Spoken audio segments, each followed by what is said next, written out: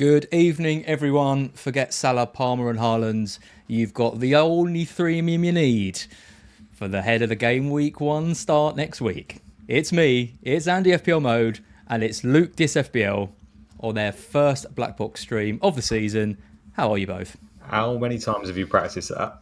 Do you know what? I genuinely never. I just thought of it, and I was like, I'm going to do that as a little intro. No, you both looked so miserable throughout it. I was like, that's what more of a welcome do you want to the first ever Black Box? That's the kind of reaction we're getting. We might as well pack it in now, lads, to be honest. It was like you were in the middle of a boxing ring. Andy, how you doing? Yeah, not too bad, thank you, mate. Yeah, lovely. It's lovely to have all three of us on as well. I'm excited about tonight. It is nice. Yeah, we did a watch-along, didn't we, last season? Was it Arsenal Palace or one of those ones? But yeah, we haven't done an actual Black Box episode yet. So it's good to have you back, Luke. Nice holiday. Yeah, I'm surprised you recognise me with my shirt on, to be honest. You got to keep that going on the Instagram now. Yeah. Topless every episode. Do you know what? It's have you ever seen? Is it FPL FML with Alon? Yeah. If you follow them on YouTube, occasionally in the past, like shorts have come up where he's just like naked for no apparent reason while he's talking through stats. And also I thought, what the hell is this bloke doing? Little did I know that was my future, apparently. That is the future of the Black Box Instagram, which you need to plug, Andy, because we are close to you're getting your little bonus. Oh, I know. Yeah, so we are 5 away from getting 1,000 people following us on Insta, which is amazing. What I'm going to say is anybody that's listening tonight, if you want to follow us, if you don't already follow us, and whoever is our 1,000th follower, I will jump in their DMs and you can chuck us your team and we'll rate your team and help you out until we get to the end, basically. So, yeah, try and make sure you're that 1,000th follower. So jump in and try and well, not try and follow us, do follow us. Like I said, we got over 1,000. We had about 150 when I started this. We did. About a month ago. So to get up to 1,000, I'm quite happy with. But I was looking at the, there was a, how did your July go? And every time we got more followers was every time I put a video of Luke with no top on. So it was like, if we can keep those going, Luke, that'd be amazing. Yeah, you need more holidays, Luke. We need to pay you more, and then you can take more holidays, take your top off, and give people the content they want. I mean, everyone wins there, don't they? That's great. Yeah. And how's it going, Luke? When we were messaging on holiday, you were reading off the stats to us, but you couldn't even log into the FPL website to make your team at one point. No, that only got fixed on Monday. No. Yeah, you can say you in now. Yeah, managed to get in now eventually. Still somehow managed to have 1 billion drafts just because I'm messing around on the other apps and stuff. Photo gallery just absolutely full to the brim as usual every pre-season. I don't know if you guys do that, but that just seems to be my thing. Yeah, the gallery of images. Yeah, absolutely. But trying to take them while you're wearing sunglasses, the sun's beaming down, 42 degrees. You got strawberry daiquiris on the go, kids all over the place.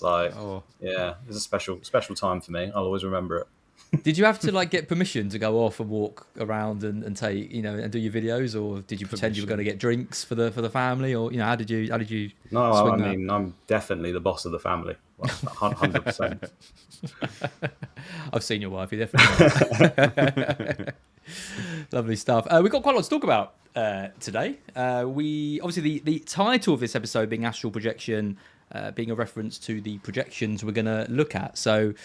First of all, I thought we'd talk about the championship teams and how we project that they're going to get on. This is a bit of a loose link to that. Obviously, we saw Burnley break all kinds of records in terms of their defensive numbers, but Sunderland are there as well, and Leeds, obviously a big fan base. So we were talking a little bit about some of the stats behind them. And then I've been reaching out to some of the models in the community. So FPL Review, a guy from the analytics desk called FPL Apocalypse, who, Luke, his model beat FPL Review last year, right? Yeah, that's what he claims. Yeah, I mean, I'm not meticulously checking that out, but I'm sure he's a truthful chap. Last season, his data outperformed what happened on Review. So there you go. I mean, Review wasn't the best year last year, as a lot of analytical managers didn't do quite as well as the other years. So it's going to happen occasionally. So yeah, fair play to him. So we're going to put Apocalypse to the test and see what his model is saying. We've got a scout team as well from Fantasy Football Scout, and we've got Silio, what is the new model from Praz and Co, bringing in sort of spread betting markets and things and pairing that with normal stats to create another rival in the space. So this is the future of FPL these days. The models are taking over. Luke, you were on it. You were on this early on the model side, and you're trying to win me and Andy over, right? I've been trying ever since. I don't know. Are we getting any closer? I guess we are if you're putting the stuff on. Well, we're doing an episode all about it, so yeah. Just Andy, where do you sit on it? Where do I sit? I don't massively use them, but I've been talking to Luke now for 2 years, and he's slowly making me Breaking you down into account what they're saying a little bit more. He's very, very convincing when he talks. By the way, I should just say we've hit over 1,000 now, and there's somebody in the chat that is our 1,000th follower. So Jay Parrick, you are our 1,000th follower. So I'll be jumping in your GMs later. But he's very convincing. I think it's one of those things where as long as it's not the sole thing you use, I think it's another useful tool, isn't it? And it's making me think about things in a very different way to what I was maybe thinking about it before. And I was thinking about DEF CONs in a completely different way, and then Luke was, convinced me, but think about it. Think about how you can have your fifth midfielder sitting there getting you 4 points most weeks and things like that. And it just makes you think about it in a different way. So anything that kind of opens you up to new ways of thinking, I think is well worth looking into. Do you think DEF CON makes these models stronger, Luke? Because it's another input, right, into the model, essentially. Yeah, I can't proclaim to be like the master of all models and know everything, but I would suggest that there's not much that you can add to the game that wouldn't be benefited via a model. Yep. Like any extra things you add or something new, I can only see that it would benefit a model in some way. If there's anyone in the chat who can think of something that wouldn't, then I'm all ears. But especially something like this, which is heavily data driven. I can't see how it wouldn't be better for a model, to be honest. Okay, yeah. Well, we're going to be talking through those, and then we're going to be looking at some. I asked you both for some sort of tier. I say tier list, not like we did last week, Andy. Don't worry, it's not going to be another 70 players.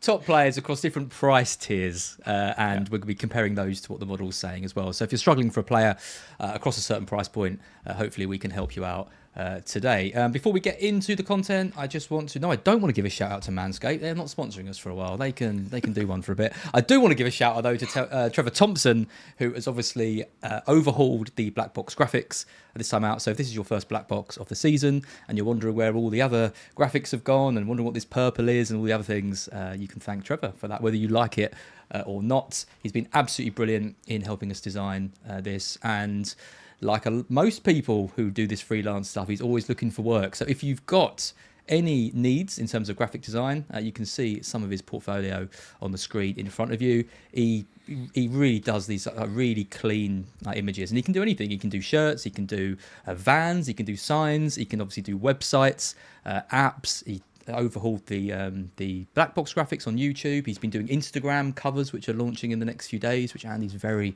excited about as well. And he's just all round a really, really good guy to work with. So if you are looking for any sort of graphic design, do give Trevor Thompson a go. trevorthompsondesigner@gmail.com, and the link to that is in the description. His email is in the description. And I strongly recommend to use him. So thank you, Trevor, for all the good work. Luke, what do you think? The first episode, graphics all right, aren't they? Yeah, you did well, mate. You've done very well. You're after a lot of compliments today, but I'll keep giving them your way. Just keep chucking. I'm not looking for myself. I'm just trying to big up Trevor, Oh, yeah. It's not all about me. Oh, well, He's had a rough week. You made the connection. You made the connection. You did well there. A few people asking where Mark is. That's unlike these streams, Andy. Much like the graphics, it's all changed at BlackBox. Mark is gone and won't be coming back. So, it was time to part ways. We gave him his redundancy, and took him to the farm of FPL content creators, and hopefully we never see him again. So, wow, that's that. Wow, promoted teams.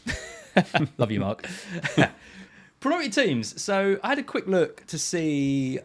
Generally speaking, it feels like promoted teams recently have not been doing great, right? We had 3 terrible teams in the league. Last year, Ipswich, Leicester and Southampton. They came up, they went straight back down. We had 3 terrible teams the year before that, Burnley, Sheffield United and Luton. They came up, they went straight back down. Actually, before that, the season before that, all the promoted teams managed to stay up, which was quite impressive. But every other season, going right back to 2004, 2005, there has been at least one promoted team that has been relegated immediately after coming back. And you mentioned Sunderland last week, I think. Didn't you say you thought they had the best chance of staying up? You still standing by that? Yeah, it's a really tough one with Sunderland because they've invested so much money in so many different players. So it's hard to know whether they're going to be one of those teams that comes up, spends a lot of money and just goes straight back down because they can't amalgamate all those players together, or whether they're investing in quality players and it's going to help. I mean, in terms of who we're going to actually be looking at from those teams, it's really tough. But I think Sunderland could be, out of the three, the team I think could do well. I mean, Leeds are very I think Leeds people are still remembering Leeds from when they had Bielsa and obviously those glory years when they came up in the Premier. They absolutely killed it. Bamford, and we had like Rafinha. Dallas, Bamford, Rafinha, exactly. Like, and we actually had triple ups of Leeds. Whereas I don't think we're going to be in those boats now. The only thing we will get is maybe a double up of Burnley, obviously, because they've got such cheap options. But yeah, Sunderland are the ones I think could, if it all goes well, I think they could do okay and finish kind of like 15th, something like that maybe. I've got double Sunderlands in my team at the moment with Gooey and what's his name, Reynildo, who I think sounds probably a lot better than he's going to be. Luke, we had a look at some of the context of these promoted teams. Again, this is from Rob T, who we're going to be mentioning sort of throughout this stream. We're going to be talking a bit about Burnley's defensive record, but looking at Rob T's graphic and looking at promoted teams in a bit more context, looking at underlying stats, so not the actual outcomes of goals and goals conceded. Leeds are the best team we've seen come up in quite a while. Are they the one that you're back in this season out of the three? Who would I be to question it? Because I'm sure this is a lot more accurate and a lot more hard work's gone into looking at those numbers than what I could produce from my head. So, I mean, I'd be lying if I said I've watched any championship games last season, but based on the data alone, typical United fan, you could have ended up there. You need to know what you were gonna be in for. You know, good research. That was pretty good, actually. Yeah, I just think Leeds. They're just, I mean, 86% on the average team over that entire period, I presume. The signs are looking pretty good, aren't they? And then they've signed quite a few players as well. A lot of the time we've seen, I think in recent years, that the teams that have gone back down, like the transfer business has been, I almost want to say bizarre for an outsider looking in, but I suppose it's all to do with just most of the time, like half their team's on loan and they've got no money really. And they have to completely like change things around or scramble around. Whereas with Leeds, we know they've got a bit of money and I think all the talks they've sort of looked at physical players to try and cope with the Premier League and maybe look a bit more towards set pieces. So it's going to be hard for them in terms of they're like dominating the whole league, weren't they? And they're like almost the Man City of that league, where Man City are in their prime, sort of just dominating possession, just taking a whole strangle of the game. And obviously that's not going to be something they can do against the majority of sides. So a shift in focus. But yeah, I mean, the signs look pretty good. So they've got a chance, haven't they?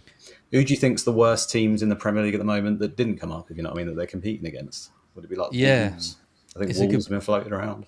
It's a good point. I mean, Wolves obviously lost two main players, didn't they? Cunha and Nate Nouri have gone, but I really rate their manager. I think what he did when he took over was nothing short of remarkable, really. Everton, I mean, signing Grealish and signing, not Drinkwater, what's his name? Another failed Chelsea midfielder. Dewsbury Hall, that's him. Bit like Daddy Drinkwater, maybe not quite as bad. But yeah, I mean, he wanted 6 signings, didn't he? So he's obviously a bit concerned of going into the new season. There'll probably be one team that gets dragged. It could be Forest, like for example, if they struggle early in the season, then Europe kicks in and things like that. People have said Bournemouth and Brentford are two that might struggle. It depends. We've still got a bit of time left before the window closes. But if both those teams don't do any business, I think, is it Utara that's been linked with Brentford, and because they're now struggling for a striker. So I think there's a few teams that could struggle and go back down there. But then, like you just said, they've got good well, Brentford don't have a good manager, but Bournemouth have Iraola, and manager effect has to have a big thing there as well. Wolves have got that Arias in as well, who looks really like good. him. So they've replaced and they got Wolf in for left back as well, haven't they? So they've actually managed to replace people. But like Luke just said, it's whether you've got those poor teams that will replace them in the bottom 3.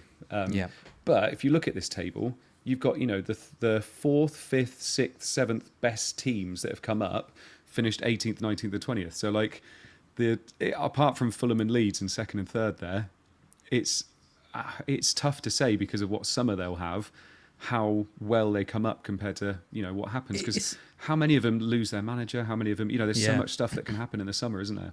It's not great reading this chart, is it? Like, you think the teams that are statistically superior to other promoted teams in the Championship, you'd expect them to fare better in the league. But you look at some of these ranks, like you said, and like if you look from that 4th one down from Leicester, they finished 18th, 20th, 19th, 20th.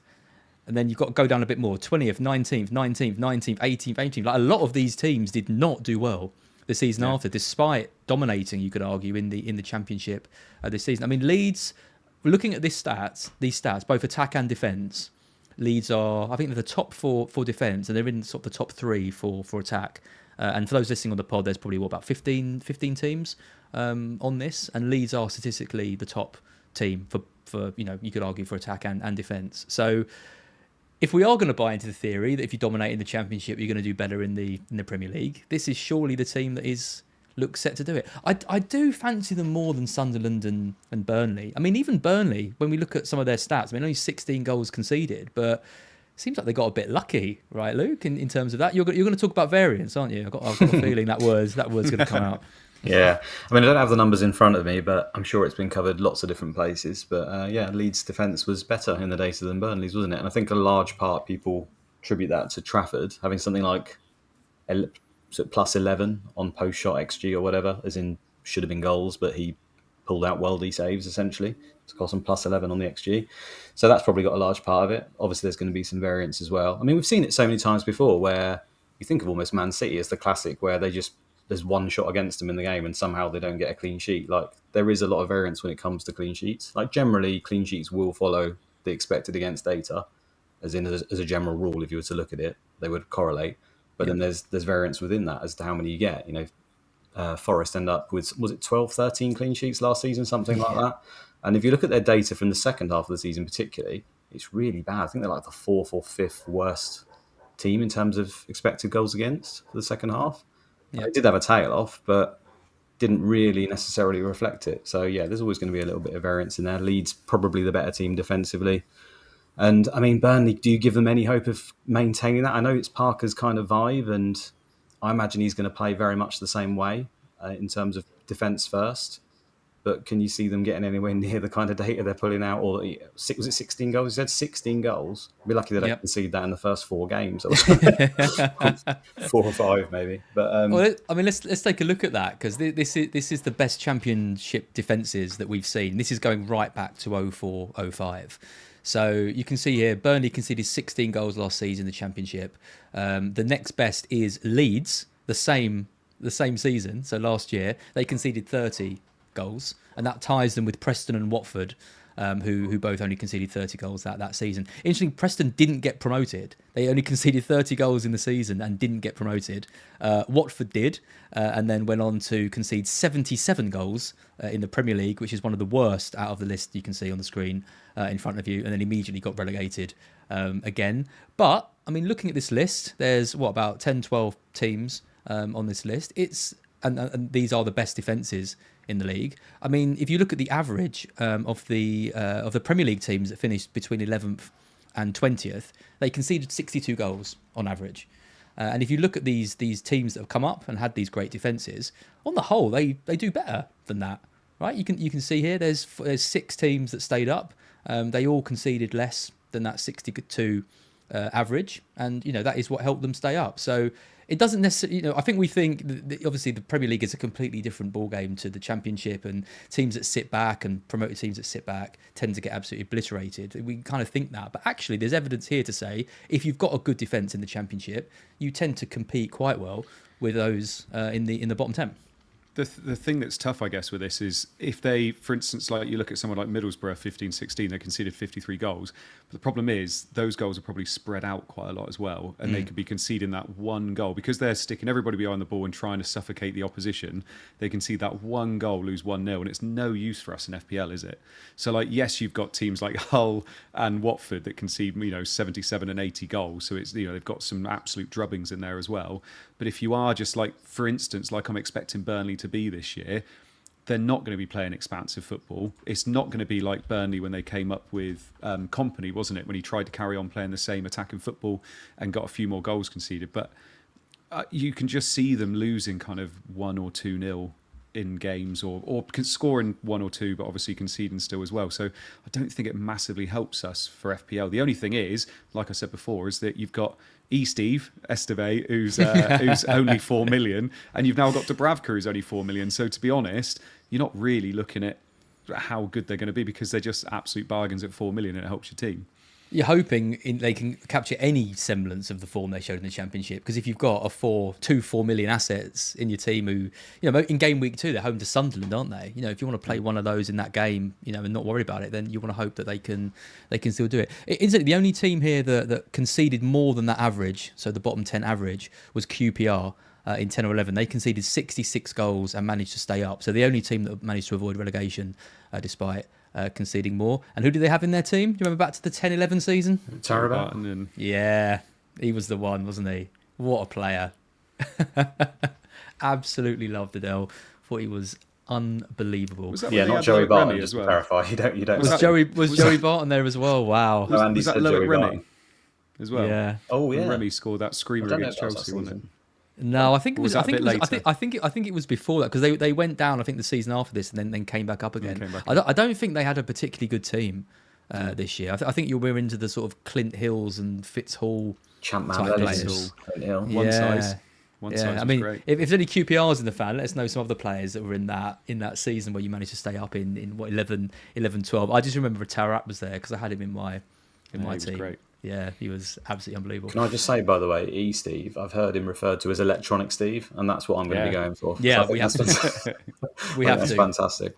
Electronic Steve. Steve. If he scores, we need to get like some kind of gif of him like doing techno music with some sunglasses on or something. That's what the people. Game week that's what 2. the people want.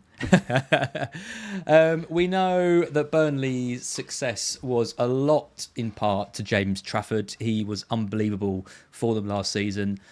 We know he's now gone to Man City as well. We're waiting to see if he can usurp Ederson as the number one. I mean, the main thing is, they are replacing Trafford with Dubravka. I mean, no disrespect to Dubravka whatsoever. Like, he's a good goalkeeper. He's stepped in, hasn't he, across multiple teams when teams have needed him. Newcastle, was it last year when Pope was injured and Dubravka came in for a bit? Was it the season before? It's virtually every year, isn't it? Pope Yeah, gets injured every that's true. season. That is true. Yeah. So, he's obviously a very good goalkeeper, but, James Trafford had a save percentage last season of 85%. And if you look at this chart on the screen, this is comparing to other goalkeepers in the league. Everything's basically in the green. Goals prevented. He had I think he prevented 12 goals on his own.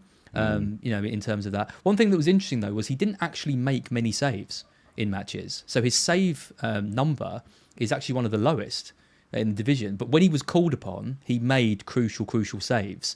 But is that a little bit encouraging? Because, if Burnley had such a good defence and he wasn't being called on too much, maybe he, obviously he was really important and stepped up when needed. But does it mean the defence, if it stays around the same, can cover some of that, Andy? Or is Trafford out? Does that mean they're just going to be completely no-go anymore? I think it was kind of the perfect storm last year for them in the Championship, especially in terms of fantasy. I know people out there were playing EFL and Gaffer and things like that, and it was perfect, the fact he had a lovely defence in front of him that was helping him keep those clean sheets, but also when the shots came in, he was preventing those shots from going in the back of the net, which obviously helps him in terms of fantasy points. I just don't see that obviously happening this year. Even if he'd have stayed there, I still don't think you can play like that in the Premier League because of just how ruthless the strikers are that you're playing against. And obviously there's some pretty awful attacks in the Championship.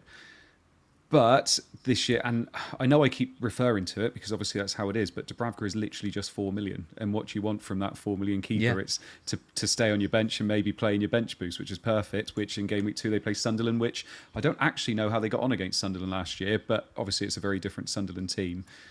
I think if the system's there, and it usually works more for defences than it does attack. If the system's already there, there's no reason why they can't be a good defensive unit. It's just how well it comes across in the Premier League.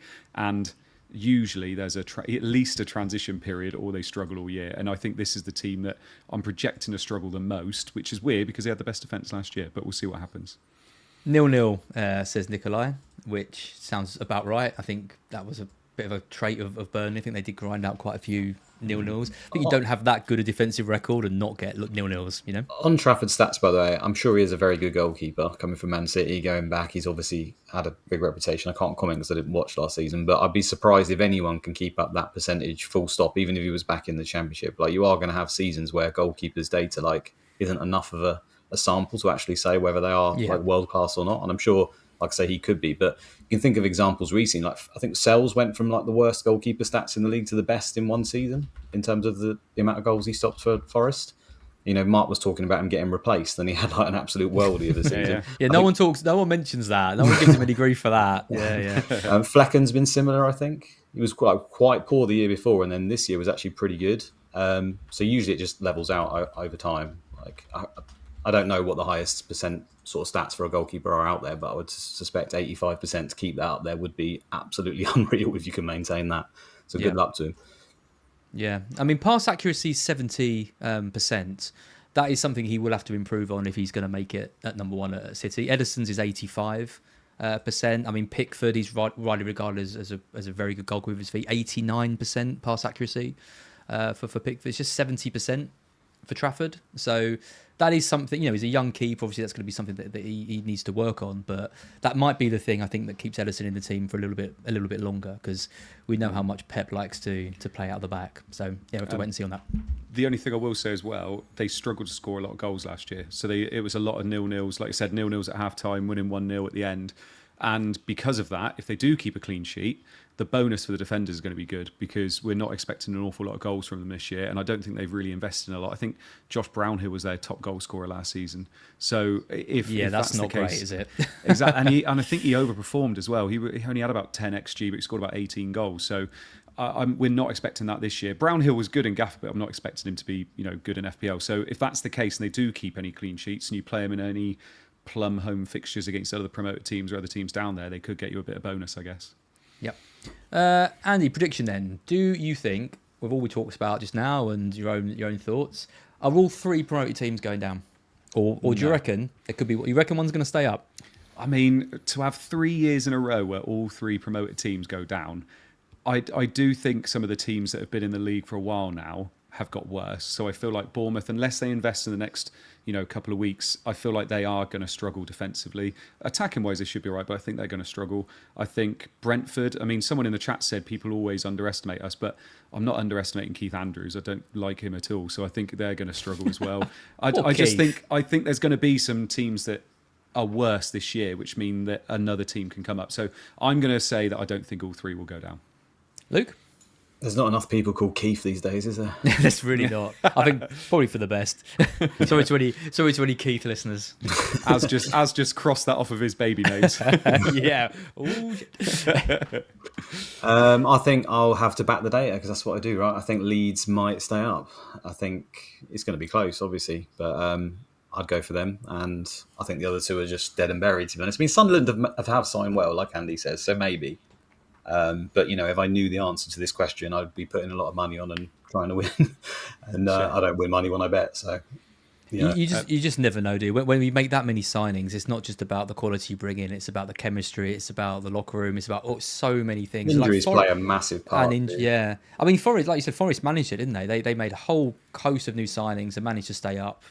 Maybe even against the odds. They spent a lot of money, but they had to replace because they had so many loan players. But was it Fulham who did similar, and they spent like 150 million and then went straight back down again? That when they bought Seri, was that the season? Yeah, I think so. And I think that was Parker. Yeah. There. I don't really like Parker in the Premiership. He hasn't really shown that he's willing to adapt and change to how things are going. So I think he could be Burnley's downfall. Sunderland, we just don't know. But I think Leeds will be right.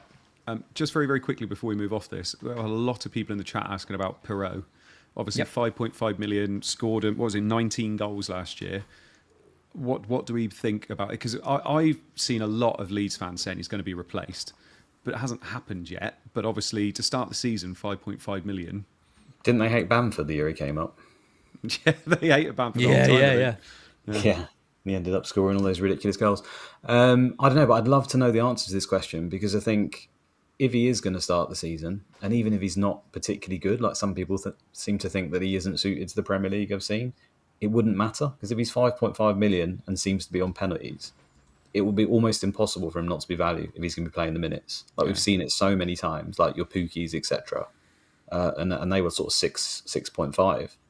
So, if he's starting and he keeps playing and he's on penalties, he'll score 8 to 12 goals potentially throughout the whole season. So he would definitely be of interest, and they've got a good start. But I think the worry is the fact that the transfer window goes on for 2 or 3 weeks into the start of the season. And they're Is it so game hell week bent on 4? he's going to replace. Yeah, game week 4. So fans are hell bent that he's probably going to get replaced. They've also signed, is it Nemchena or whatever, the 5 million Yeah, deal with yeah. FPL? Yeah. For the Bundesliga, yeah. I think there's some doubt there because I think he started in a friendly. They would have expected Pro to start or something like that. So there might be a little bit of competition. But if he's playing like to 70 minutes and coming off for the last 20, he'd still be value at that price. So if anyone knows the answer, like, for sure, let me know because he'd definitely be a consideration for our team. I think we're sort of all waiting on maybe Thiago news and Wissa. And if that wasn't to materialise, then Perot's probably the obvious one out of all the cheaper strikers for me that would go in there. I don't fancy Beto. I don't know about you lot, but with Barry there and Oh God, everything no. else, no. And he doesn't have penalties. So Perot, it would be lovely if he is, but I don't know, is the bottom line. Can you see me, by the way? My camera you've frozen. seems to have... Have I frozen? Can Sorry. hear you absolutely fine. You can, let me just sort that. I think it's probably... One sec. Let's see if I can do this on the fly. There you go. That better? You're a bit small, but yeah. Yeah, Not but the what first about time on you got cam? that. Hey. There you go. Cool. I don't know what happened there. No. I saw myself freeze and I thought, oh no, that's it. That's the whole stream. That's the whole stream done. I don't mind Pirot at 5.5. Someone I work with is a Leeds season ticket holder and he says doesn't rate him, but I do take it a pinch of salt because look what happened with Bamford. Yeah. Exactly like you said. It's really hard to know. He seems quite clinical. I don't think he gets a huge amount of chances, but he seems, when he gets one, he seems to do quite well with the chances that he gets. It's Nonto that I like. I think if you're going to pick a Leeds player, you go for Nonto, right, in midfield. You say that because I was writing down. I was looking up quite a bit before we started it. Dan James got 12 goals and 9 assists last year. Yeah, Dan James is and I don't see him anyway. right. He's 5'5" as well, I think. And but quite a lot of people as well are talking about Goo as well up top, and obviously 4.5 million. Is that what you're going with? Goo? Are you? Are you Goo, sure that's Goo? Goo?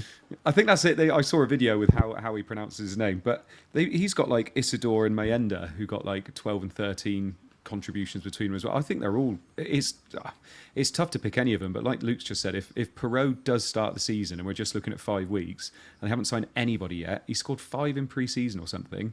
Yeah. Like I don't see how you can not do it unless we literally have the here we go and someone else is going there at that time. But surely he's not a bad shout to start the season. Well, we're going to see on some of the models in a sec. He's backed. I think the models seem to think he's all right. It's only the Leeds fans that I've seen that seem quite down on him. Everyone else thinks for 5.5 he's probably quite a good option. Cool. Okay. Right. So let's take a look at some projections then. Let's take a look at some of these models. I mean, some of these you're probably going to be familiar with. I think a lot of people watching this will know what FPL review is. Luke, you're a big fan. Do you want to set the scene for FPL review before I show the first team? In what way would you like me to set the scene? Sorry. In whatever way you want. Some candles. Okay. Why have you started using it, and why is it a good tool that people should be following? Okay. I know there's people in the chat that just don't care about this and don't want to get involved with it and just think it's all a nonsense. But the way I'd try to sell it to those guys is essentially everyone must have asked someone at some point, what do you think about that? What do you think about this player? Or what do you think about, something to do with their fantasy football team? In fact, more likely, if we're into it as much as we are, someone from your work has asked you or something like that, should I get this player? Or they've showed you your team and you've tried not to laugh as they slide over the phone with the screenshot of their team. But you'll ask their opinion, you'll go back and forward, and usually what happens, the conversation goes something like, oh, I wouldn't, you'd say to your work colleague, oh, I wouldn't really have him because I'm not sure he'll start the season. And straight away, they'll almost go, everyone gets defensive straight away. Oh, no, I just think Sunderland are going to have a really good season or whatever it is. And I really back Having him. to go at Andy during this season. Good. Or for whatever reason they'll come out with. And then your response, tell me if it's not this every time is, oh, well, yeah, fair enough. If you're feeling it, you got to back yourself because you're not going to sit there and argue, go, no, he's shit. Get him out of your team. He's like, unless you really know the person. So I kind of treat it like a friend that is just unbiased. That's basically the best way. You go on there, you have a look, and you go, right, what does it think of this idea? And it tells me this, and it takes all of the, I like this team, I don't like this person for whatever reason. Just takes all of that out, gives you a nice little number, that's brought it down to and says this is the average score that I think this player will score. And there's got to be some arbiter, right? There's like subjectivity in football, but you've got to have some objectivity. That's the way I look at it, and. You could ask anyone on the street who they think is going to be the top scorer this season, and nearly everyone would say either Salah or Haaland, wouldn't they?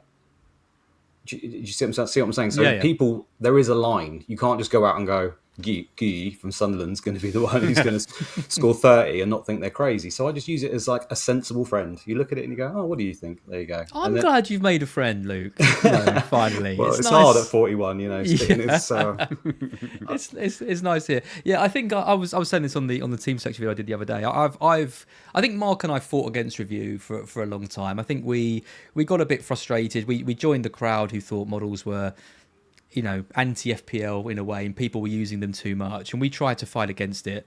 And I think when you do that, you start going against just like categorically good players, because you don't want to look like you're just following herds and doing what everyone else wants to do. So I'm determined this year not to use it in the way, letting FPL review or whatever tool pick my team and go with that. But I definitely want to use it to sense check decisions, and where you've got those 50-50 decisions, where you've got like, do I bench this player or this player, and you just can't decide, that is the perfect opportunity to use review and use that take away that bias. Yeah, or Solio or whatever model. Obviously, that's exactly what Solio has actually been designed to do. I haven't actually managed to get on it myself because I've only got back from holiday, but I think it's free currently for anyone to go on it. Yeah, it is. Yeah, I think it's free for the month, and it's customizable to the point where you can literally just say, no, I don't agree with that, and change one number, and it all syncs up and shows you exactly what to do with your personal version of it. So yeah, it's just like a really helpful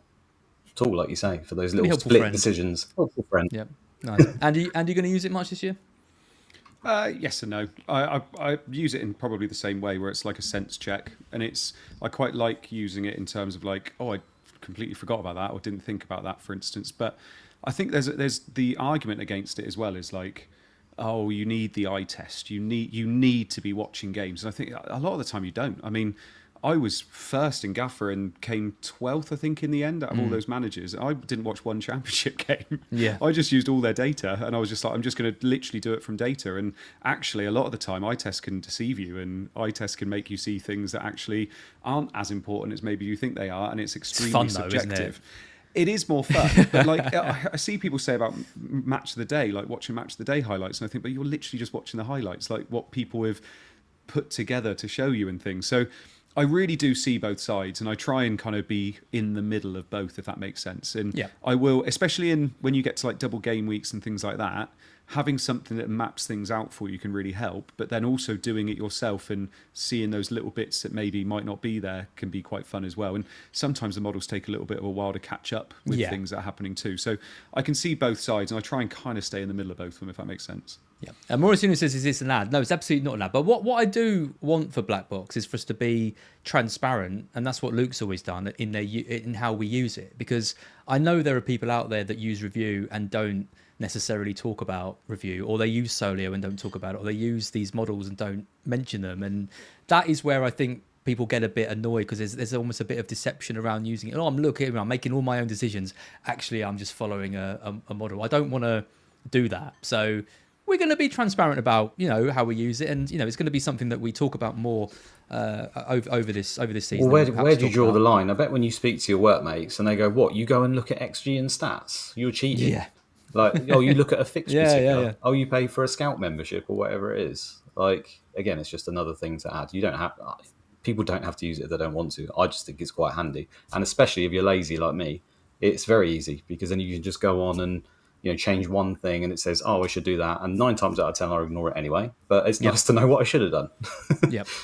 Well, without further ado, let's have a look at FPL Review. If you're not familiar with FPL Review, if you're not familiar with Solio, if you're not familiar with Scout, then obviously go and check these tools out, because they're just extra weapons in your arsenal. FPL Apocalypse, can people get in touch with him? Or is he out there like on Twitter and stuff? Because we're going to be talking about him. Does he want to be in the spotlight? He has got a Twitter. He hasn't even got a picture, though, I don't think. Oh, there you go. There you go. Well, if you want to follow FPL Apocalypse as well, we'll be talking about him too. So this is the optimal review team, and what I've done across all of these and the projected points that we're going to look at in a bit is look at game weeks 1 to 6, because I do think for a lot of us that is the period we're looking at. I think wildcards are going to be deployed quite early this season. A lot of people will be deploying wildcards like game week 2, game week 3. Hopefully, some of us can make it to game week 6. I don't normally. I think it's around game week 5 in which I normally end up wildcarding. So I didn't want to do like a season long one, because there's transfers and all things like that. So this is 1 to 6. So this is FPL Review's optimal team for game weeks 1 to 6. And this is subject to change, obviously, with pre-season and minutes and injuries and things like that. But it's Sanchez in goal. It's Porro, Vardiol, Murillo. It's Salah, Palmer, Bruno Fernandes, Ndai, and Anderson. It's Slanky and Welbeck in attack. And then on the bench, it's Kingsley Pirot, who people are asking about. Electronic Steve and Senesi make up the bench. It's a pretty strong team, Luke. I mean, we're seeing a lot of...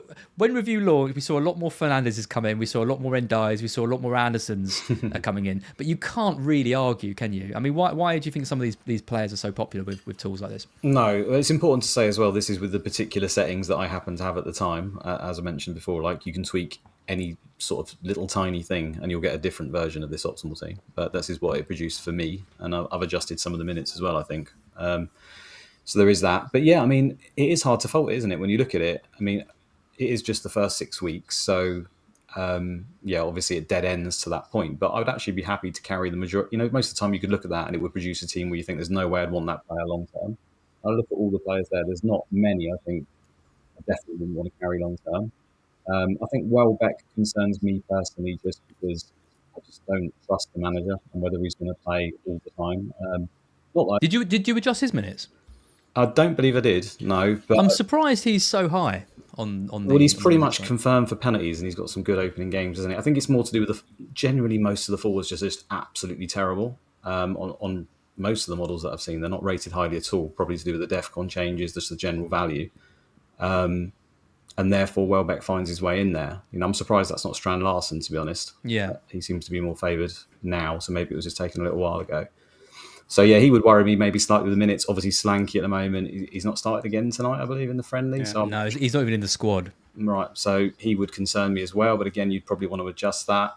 Pirot, I think, probably maybe a bit generous with the minutes down there. I think it's, I can barely see it on the screen. Is it 69 it says there? Yeah, 69. Yeah.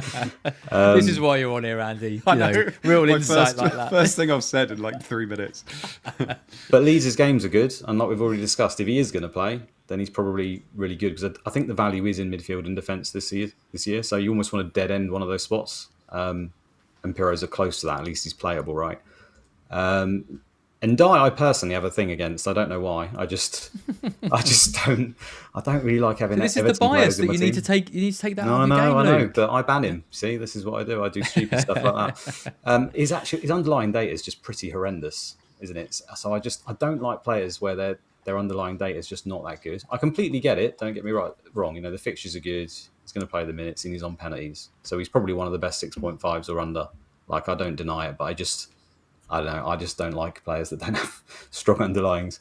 You've got pens though. You love pens. Yeah. Well, who doesn't love pens? Well, I don't. I wish they didn't score them or something, or they gave you 1 point for them because they annoy me that we have to pick them. But everyone loves just getting free goals, don't they? So, yeah. And then the only other one's Guardiola, I'd say. I don't know whether there's a little bit, maybe there's some modelling in there of a little bit of left back, which I'm sure, you know, he may still play left back occasionally, but it's more likely he's going to play centre back. He doesn't do very good for DEFCONs at all when I looked. So that's purely got to be on the fact that Vardiol is seen as the most nailed Man City defender, which he probably is, and the fixtures are pretty good, aren't they? So again, we're going on Man City's defensive data, even though it was a bit of a drop-off last season. They generally remain one of the top 3 teams for defence, don't they? So I can see it again. And his goal threat is, even at centre-back, I think he scored like 5 goals last season, again. Yeah. He's a threat from set pieces, isn't he? So again, I get it, but I wouldn't personally be going there. I don't know about you guys, but they're the ones that kind of stand out to me. The rest of them, I can't fault them. I mean, most of them are probably in my team, I think. Yeah. And it's a pretty template, we should say, midfield. Are you noticing more and more people are flocking to this Anderson, Fernandes, Ndai trio in midfield? I think so. I mean, I think a lot of the time it makes an awful lot of sense because of obviously the introduction of DEFCON points, and Bruno Fernandes and Addison obviously do well with that. I think when the prices came out, people were surprised Bruno was 9, but when you take into account the fact he could get those 2 bonus points every week as well, not every week, but you know, every other week, it obviously helps him. And Anderson, I think from game week 14 onwards, when he was a mainstay in that Forest team, he basically would have picked up 2 extra points every single week pretty much. He would loved a yellow card as well, but as soon as he was playing 90 minutes, he was basically getting 2 points every week. And if you looked at, you know, a player's points from 14 onwards, if he was picking up basically 4 points plus, I think he had 2 goals and 2 assists, something like that, that's a killer asset, really, isn't it, from game week 14 onwards? The only thing I'd say about this, which I was a bit sceptical of, is if one of Watkins or Gyökeres or something like that starts well, you obviously don't have any of those price points up top. That's the only thing I would say, because you're picking Salah, Palmer and Bruno for the first 5-6 weeks at least, I would think. And then how are you ever going to get money back into your front line? That's the only thing I would wonder. I would wonder where their roots were if anything like that happened. Like, obviously, Gyökeres got Leeds in game week 2, but then the fixtures aren't great, I guess. But Watkins is quite nice. That's the only thing I'd say. And obviously, like we've just said, Solanke and Welbeck, we're not sure. Solanke in particular is a bit of a worry for game week 1. But there are loads of strikers at 7.5 million. And we were talking today saying we reckon Sesko might come in at 7.5 as well. So there's an awful lot of people you can pivot to away from Solanke. Yeah, let us know in the chat what you think Sesko's going to come in. I think 8. I think you said the same, Andy, and Luke, you thought maybe 7.5. Yeah, so Luke's thinking that he comes in a little bit. I don't know, maybe there's a Man United thing where they just add 0.5 because there's a lot of Man United players, but I don't know, I don't see how you can... I mean, Mbumo at 8 was quite... It could have made him 8.5 if that was the case. I think 8 is probably a fair price for him, given the season he had. Yeah, maybe. I just think no penalties, brand new to the league. He didn't score a hell of a lot of goals. You know, Man United. Yeah, he hit 200 points, didn't he? You can't price him less than 8. I'm talking about Sesko last. Oh, Sesko, yeah. Yeah. You know, Atiki, or however you say his name for Liverpool, was 8.5. Ekitike. Playing up front for Liverpool. Better data last season. Liverpool probably score close to 100 goals this year, maybe. Yeah. I don't know. It's just the non-penalties as well. It's hard to pick a striker not on penalties, isn't it? Because they're so hard to get points for them. It's like they only get 4 points for a goal. They generally don't get too many assists. And I know the bonus favours them. You know, they've taken the penalty bonus away and like they sort of score 1. But when they don't really have any other avenues to points, they almost have to brace and hat-trick a lot to actually be worth it. I would imagine. And I don't know. I can't see. Maybe Man United have bought so many attackers. Maybe just a complete overhaul of their team. But the data's not been good for a few years now on the old attack front, has it? So Yeah. Well, there is a model which favours Man U attackers. So we'll see that. We'll see that in a minute. Yeah, I mean, I don't mind this team. I think it's obviously pretty good. I don't really like the Solanke and Welbeck and Perot trio. I wouldn't. I mean, obviously this has probably been. We only knew Solanke was not in the squad like quite late today, so maybe he becomes Wood or something like that. But it just feels quite light up top. I mean, Andy, do you think that's like? I mean, forwards have been like nerfed a little bit, haven't they? Like the bonus has been taken away from a little bit and things like that. Do you think that's just the way things are going in FPL now? I think the thing is, if this is only with Perot, isn't it? If we think Perot is going to be playing and he's on pens, I don't really know how you can ignore him at 5.5 million. No, that's true. Because if you weren't going for him, the next best is at 6.5. Well, 6, I guess, if you go Thiago, and then you've got Welbeck and Strand Larsen at 6.5. So you either go for Perot at 5.5 or you go all the way down to 4.5 and have a kind of non-playing striker in Gu, but obviously you don't know whether he's going to be kind of playing that much, to be perfectly honest, but he's better than all the other 4.5. So if Perot is 5.5, I think you can take a mill out of somewhere and put him there and at least have somebody you can plug in, but it's how long that obviously lasts. So yeah, I'm not a massive fan of this 3, but if Perot is actually going to be starting the season for him and gets 5-6 games to start with, or at least till game week 4 when window closes and then they're not going to be signing anybody else, I think he's a good pick. Yep.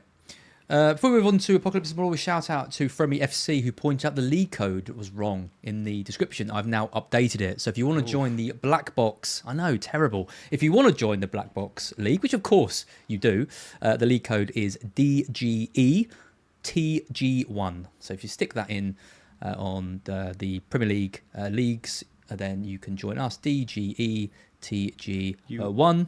You had one job tonight. I know, That's terrible. all you had to do tonight. In my defence, we switched from a 2 to a 3, and I hadn't updated it. It's not even a defence, but there it is. I've just had a message from Ed as well, and he's just said mention Fest. So shout out to Fantasy Football Fest, which is happening next week. If you're interested in coming along, watching the Liverpool Bournemouth game on Friday. It's going to be a great day and an evening. Obviously, there'll be drinks, there'll be laughs, there'll be games. We'll all be there together watching Vert score his 4th goal against a poor Bournemouth side. And you're coming? You're coming to Fest? I am. You always indeed. come to Fest. Good. Luke, I'm guessing you're not coming. I'm working. No, of course you are. Every time they do it, I'm working. Of course, I am I going to come. knew you were going to say that. Got too many Anything to say? fans. They'd have to create like a new entrance for. Well, bring back the VIP tickets just for Luke. Yeah, I want to see Reddit posts about how much of an arsehole I am. That's why I'm going to. Yes, that's what the people want. Yes, absolutely. So Simon Ashby says, "Hi chaps, can 100% vouch for FPL Apocalypse and his model. He works with me. Wow, and smashes it near top 10k every single year. Very annoying." So let's move on to Apocalypse's team with no further ado. This is again the optimal team for game weeks 1 to 6. So this is taking into account the subs and the captaincy and things like that. Obviously with no transfers. So this has got Allison in goal with Tarkovsky, the poster boy of BlackBox a few episodes ago, Murillo and Porro. It's Salah, Wirtz, Palmer, Sarr and Tielemans. So it's very different to the review team. It's not, the Endys, the Andersons and the Fernandes. Fernandes isn't even in this team, which, he features quite highly in some of the other ones. It's Wood up top. I've got him captain. I don't think they would go that far. Sorry, Apocalypse. I think you probably would have had that on Salah. Strand Larson. And then a bench of Darlow. And check this one out, Andy. De Kuiper on the bench. On the bench with Lacroix and Mr. Mark Gu. Are we going with Gu? Gu. Mark Gu. See, I think this team is more fun. I look at it and I don't know. I look at that midfield on the review team and think, oh yeah, DEFCON here, DEFCON there, the strikers, yeah, they've got penalties, blah blah blah. But yeah, this team's got Sarr, it's got Tielemans, it's got Strand Larson, it's got De Kuiper on the bench.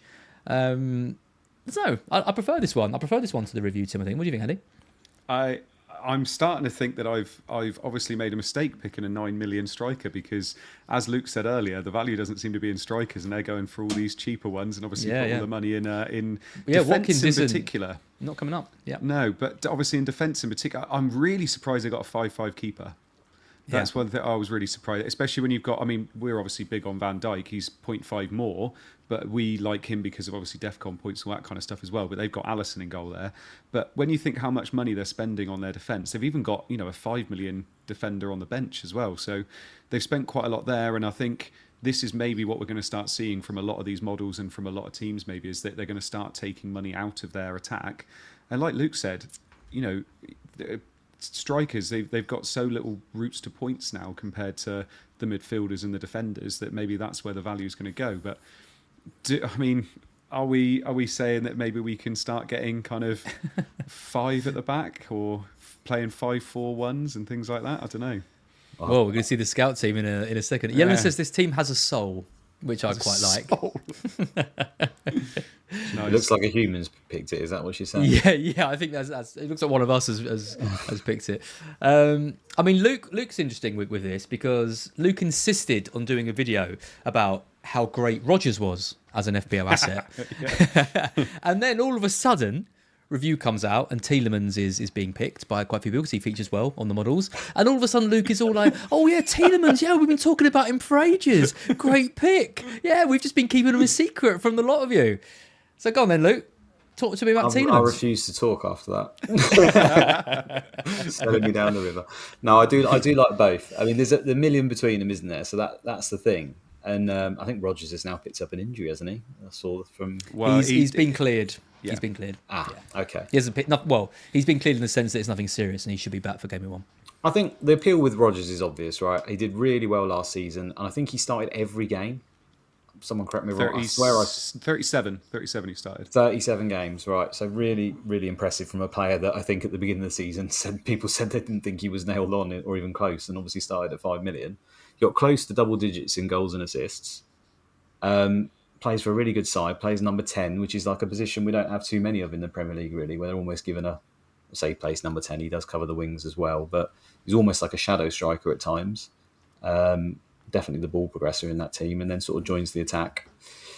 And yeah, it's just really secure, isn't it? You can put him in and you pretty much know what you're going to get. I think everyone, if they were to guess again, would say, given he's like 23, probably if anything, you'd expect it to go up slightly. And his data wasn't great, is probably the downside of Rodgers. Like, when you actually look at the numbers, his XGI is not fantastic. So there is probably sort of a nagging doubt to think, was that a little bit of a fluke? But we've just been through it. Like, you give yourself every opportunity, right? Even if your data's not great, if you're always in the pitch and in the right places, I think you can do well. Andy, he's done it again. Done well. Ask him for his thoughts on Tielemans. He's gone on about Rodgers. Let me get to Tielemans. With Tielemans being a million less, obviously gets a few DEFCONs. He's not like really good for DEFCONs. If I remember right, I don't know if you've got the numbers there or if you can remember. There's been a lot of social media graphics. Maybe something like 30% of games or something he gets DEFCONs in. Maybe someone in the chat. Yeah, not. I can find out while you. Just very quickly, Luke. You might want to point out. Oh, your sound keeps going quite poor. Sorry. Oh, sorry. It's probably there you go. Keep rabbiting. You're getting too excited about Rodgers. Top's coming off in a minute. I think there's a chance he might take some set pieces as well. You know, they've lost a few players. I think he took the odd corner here or there, and then obviously there's the chance I think that would probably transform him is whether he's going to take penalties or not. And we know he's in the frame from what the manager said last season. I think it's probably between him and Watkins now, considering Rashford and Asensio have left. I think McGinn maybe's mentioned as well, but I think the last two takers were Tielemans and Watkins, and they're sort of taking turns to miss. But, you know, even if Watkins was on penalties, there's a chance, I guess, he will miss, and then Tielemans will take the next one. So it's just the values there for Tielemans, right? And it's fine to have, there's loads of teams that have got multiple picks. I think Palace is another team where it's very hard, I think, to pick the best three players from Palace. There's so many good options. And, I think you almost have to treat them as separate entities. That's my cop out there. I think Tielemans is very good at 6, and I think Rodgers is obviously quite good at 7 as well. I don't know. I just don't like the Tielemans pick. I don't know about you, Andy. I'm just not. Points are fun, okay? It's all good saying I've got the fun guy who's dancing around the edge of the box, but what he's got very close to Tielemans in terms of his underlying data, by the way. It's not far away. Just if you've got a team with Yuri Tielemans, Fernandes, and Anderson, like, what is the point? You know, well, the point's to try and win. What are you trying to do? Just have fun? You're not gonna win with those players. That's the point, right? You're gonna do all right. You're gonna have a decent enough season. You're gonna finish. I mean, best case scenario, you're gonna finish 50k, 60k, 70k. You're not gonna win with Tielemans. You will win with Arias if he scores 4 goals in 3 games in their opening 3 games. I don't know.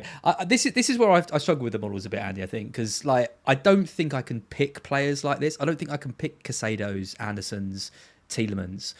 I know they're going to do well, and maybe that is a change in FPL. Maybe I'm going to finish terribly again and finish like 500k, but I just want the more attacking, exciting players. Like Rodgers over Tielemans to me is just night and day. I do agree with you.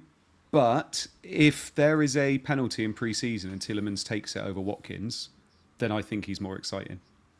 That because what do we have? Was it 2-3 years ago when Douglas Luiz was on pens?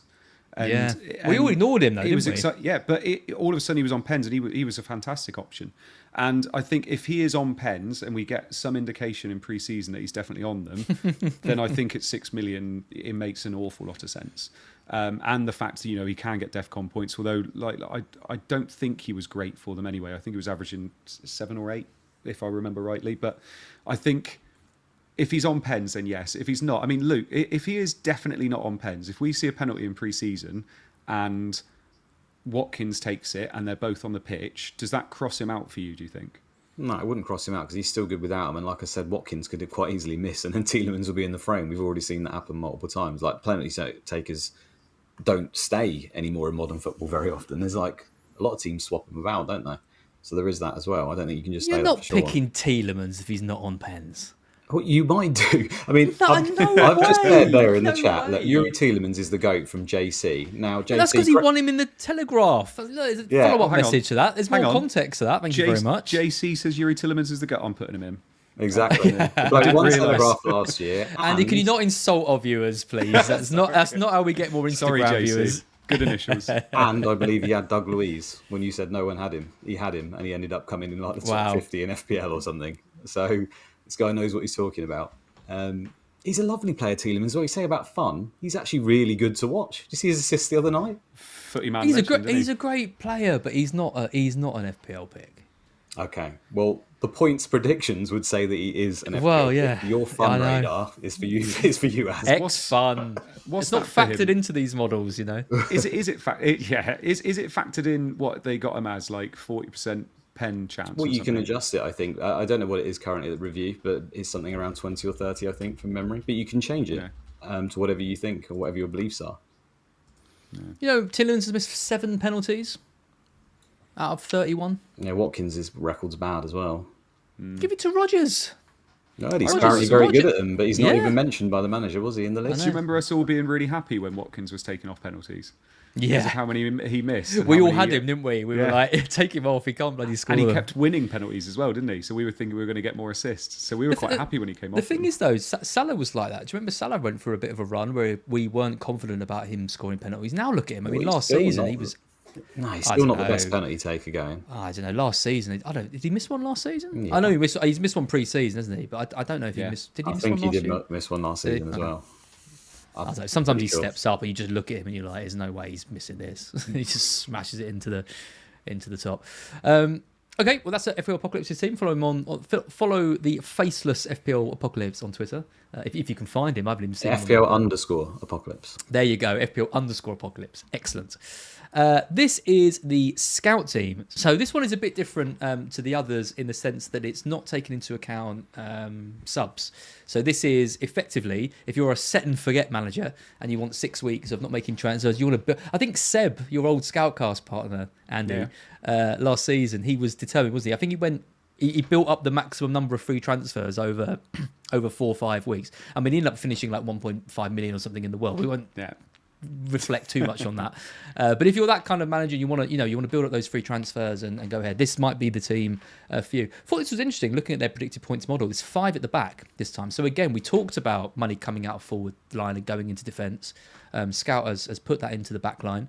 So it's Sanchez in goal with Vardiol, Frimpong, which I thought was interesting considering those expected minutes. Van Dijk, Murillo, and Rodon, a Leeds defender. Probably looking at some of those underlying numbers from last season. Salah, Palmer, Brennan Johnson, and Fernandez. And this one does have Watkins up top, and it is complete enablers on the bench. So it's the cheapest players you get. I mean, it's got Gauki, Obafemi, Traore, and Redmond. You could replace those with whatever. Gauki obviously could become Dubravka now he's gone, and Obafemi could be Gu. But basically, you're putting fodder on your bench to put this team out. 5 at the back, Andy. Yeah. Is there any world? I mean, we talked about Tielemans being dull and not winning FPL with that. Can you win FPL with 5 at the back? No, I don't think you can really. I think it's one of those where I think people every single pre-season, and I know it's maybe a bit different this year because of DEFCON points. Everybody always says about value being at the back. And of course it is because those players are cheaper. Like, you're not going to look at someone like Salah and say that he's the value pick because, of course, he costs you 14.5 million. So they're always going to look at defenders and say that they're the value picks. And obviously that makes sense. But their points, obviously, over a season, you're going to be swapping a lot of these strikers and midfielders around. So that's where you get the value out of those. But I think the problem with this is you just scuppered yourself, haven't you? Because there's nowhere to really move around in this team. Unless you're moving like for like and you've got Watkins to Gyökeres or whatever it is, there's nowhere really to move, and you're going to be wanting to play 4 or 5 at the back every week. I mean, having to play Rodon every week is already quite tough, I was isn't thinking it? that. Yeah. So I'm not a massive fan of it just because of the lack of flexibility with it. And if someone goes, but I mean, what have they got? Johnson at 7, Watkins at 9. So if any midfielder above 7 does anything, you're already a little bit scuppered as to what you're going to do to try and get to those players. So for instance, if Wirtz goes big, you've already got triple Liverpool anyway. That's the only reason I don't like it. I mean, if you're going to do this, you go really big and you go lower it in Watkins and go lower with him and go for a cheaper one, go even bigger with Johnson and go for like a Wirtz and change Frimpong, and then wildcard early maybe, and just see for 4 or 5 weeks whether going all those big money at the back is going to do you well. Go really big in midfield and just go really cheap up front with someone you know is going to play every week. Someone like a Welbeck, if he's there, he's on penalties and plays, I don't know. But I think if I was going to do it like this, you just go whole hog and see if it works, and then just wild card if you need to, maybe. Which you're probably going to have to do if you do well, this. potentially, but it could work, couldn't it? With Well, DEFCON points, imagine if Liverpool and City keep a couple of clean sheets, this all of is a it. sudden you're getting 40 points out of them after 2 weeks. I think it's interesting that the projected points on Scout, if you're looking at over 6 weeks, just as a block, that 5 defenders come through as being the strongest. I mean, obviously they're taking the money out of Rodon, ensuring that every other position is like 5-5 or more. Right, Murillo's the cheapest player there, but his fixtures are so good, it almost counts as a player you're paying more of a premium for. Sanchez, Luke, we've obviously got the comment on the screen. Colwell has done his ACL. That is a massive blow for Chelsea. He was absolutely incredible for us when he played for us. He Went back to Chelsea. They refused to sell him to us. I thought, oh, he's never going to play there, and he's ended up becoming one of the key parts of that team. Do you think that dents Sanchez a bit, Luke? It must do, right? I'm surprised the manager hasn't dented Sanchez. He's so annoying. Hmm. He had a good Club World Cup, though. You can't argue that. He made some good saves, but I still have my doubts about him. But... Fantastic for 3 or 4 games. Yeah. Yeah, I mean, to be honest, we always overestimate how much injuries affect teams, generally as people, I think, and the models will account and the markets will account for it, but probably not to the large extent that we think. But when you look at Chelsea's defence, it's like, I think they were already struggling to pick the partner for Carwell. So yeah, you can only imagine that's going to have a bit of an effect. I think Sanchez will still probably end up being the top point scorer or projected wise for a goalkeeper over the first 6 weeks for quite a lot of them though. I personally just don't like having Chelsea defenders. So again, I'm bringing my bias in. I'm like, it's not happening for me. Don't like spending that extra money. But going back to like the team looks, I think people saying the team looks ugly, and I agree. Basically, it's because of the bench for me. That's the biggest issue. But I think people were saying it about some of the other model teams as well. I put it to anyone in this chat who can go back to their game week 1 team from any season, look at it, and say that they smashed it and they had a really good team. But by the time it came to game week 38, they are always horrendous. They are always terrible. So as much as you might think these teams are ugly, they could be onto something, because it doesn't seem to work for any of us really when you go back. Some of the players I picked game week 1, back on and be like, what on earth was I? Yeah. No, he was. I don't want to use the G word, but it might come out. He was unlucky. He was unlucky that he had no faith in the manager. He could have gone. Do you think? And I was going to ask Luke this, because I think I've asked Az this already on another stream. But do you think this would be the year, with the amount of transfers we get, with the fact that before AFCON we get topped up to 5 transfers and things? Do you think this could be the year to go really aggressive for the first 4 or 5 weeks and do things you wouldn't normally do? Because if you use your wild card, you've got kind of a mini wild card in game week 16 anyway. Do you think this could be the year where we just go aggressive and we just go, do you know what, let's triple up on a few that we wouldn't normally triple up on, go big at the back, whatever it is, because this is maybe the year that we can get bailed out more than we ever have done before? Well, what's aggressive to you might be very different for He's picking Tielemans, Andy. He's not someone who's going to go aggressive, is he? Yeah. No, but you're right in what you say, because if you've got more available free transfers, that devalues them. So free transfer value becomes less. And if free transfer value is less, that means that you should probably use them and make more of them. It doesn't mean that you necessarily have to take, well, I wouldn't be taking hits if you can avoid that, but maybe build up a bank 2 or 3 and then start firing 1 1 2 1 2 and just consistently use them rather than look to save at every opportunity. I think that could work fine, like you said, if you're getting more and more. I think it's a completely valid strat. I think always at the beginning, and I'm sure we're getting on to tips and stuff, I think you said at the beginning, but no matter what, I would always say that in the first sort of few weeks, you don't want to pre-plan transfers, just because you just never know, how much stuff you've got wrong. We just went back to those game week 1 teams. You've all had something nearly popped up. You've got the transfer window. So yes, I agree with probably being aggressive, but I would say probably wait 2 or 3 weeks if you can. I say that now, but you know what happens? Some players, low values, when Tielemans scores 2 goals and we'll all be scrambling in game week. Just shoot me dead if Tielemans scores 2, or Tielemans 2 assists, Concert 2 goals. I think that would finish me off this season. It'll be Tielemans. It'll be Watkins taking the pens, and Tielemans will still get 2 goals.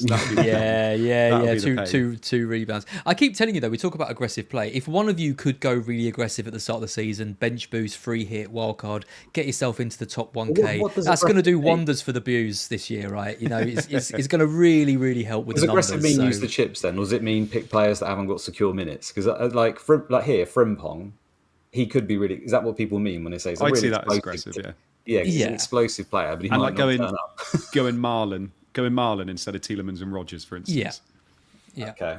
So risky is what you're saying. Yeah. You've got free transfers to bail yourself out. Exactly. Yeah. But obviously, if you can also use the chips as well, then you really stand a good chance. It doesn't matter if you're top 10 after 3 weeks and you finish like 300k. That's fine. We'll have already got the people in by then. We're sorted. If you want me to be a sacrificial lamb, as I will do. That would be nice. That would. There will be a content creator out there that uses everything in the first 3 weeks, and Well, said, Fergie look is. at Fergie me from on Hub. 5th. Oh, really? There you Yeah, go. Fergie from Hub's been talking about doing that bench boost, free hit, wildcards, in the first 3 weeks. Watch the viewers flood in. Oh, this is it, and then Hub are going to get absolutely, massive views. Imagine using all 3 chips though, and then you're like 300k. Yeah. Probably what happens if it was me.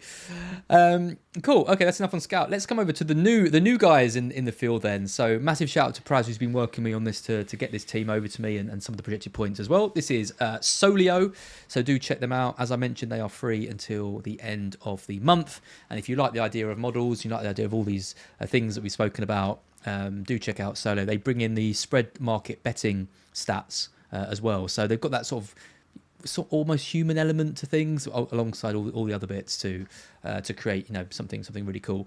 So this team has got Sanchez in goal, 4 at the back with Murillo, Van Dijk, Porro and Milenkovic. Seeing a bit of a theme here with Porro, aren't we? He's featured in all the drafts so far. Palmer, Salah, Fernandez, Wirtz and Tielemans also makes it into this. And we've seen the progressive forward amount budget shrinking down team after team. The most expensive striker in this team is Strand Larsen at 6'5", and then it's Dubravka, Anderson, Mr. Mark Gu, and then Ashley Barnes, old Brighton boy, sent off for tripping over the referee once in a game I watched Ashley Barnes play, which was excellent in the Championship. Still around, incredibly. But yeah, this is Solio's effort. So Luke, we'll come to you first. What do you reckon on this? It looks quite close to my team at the moment. Yeah.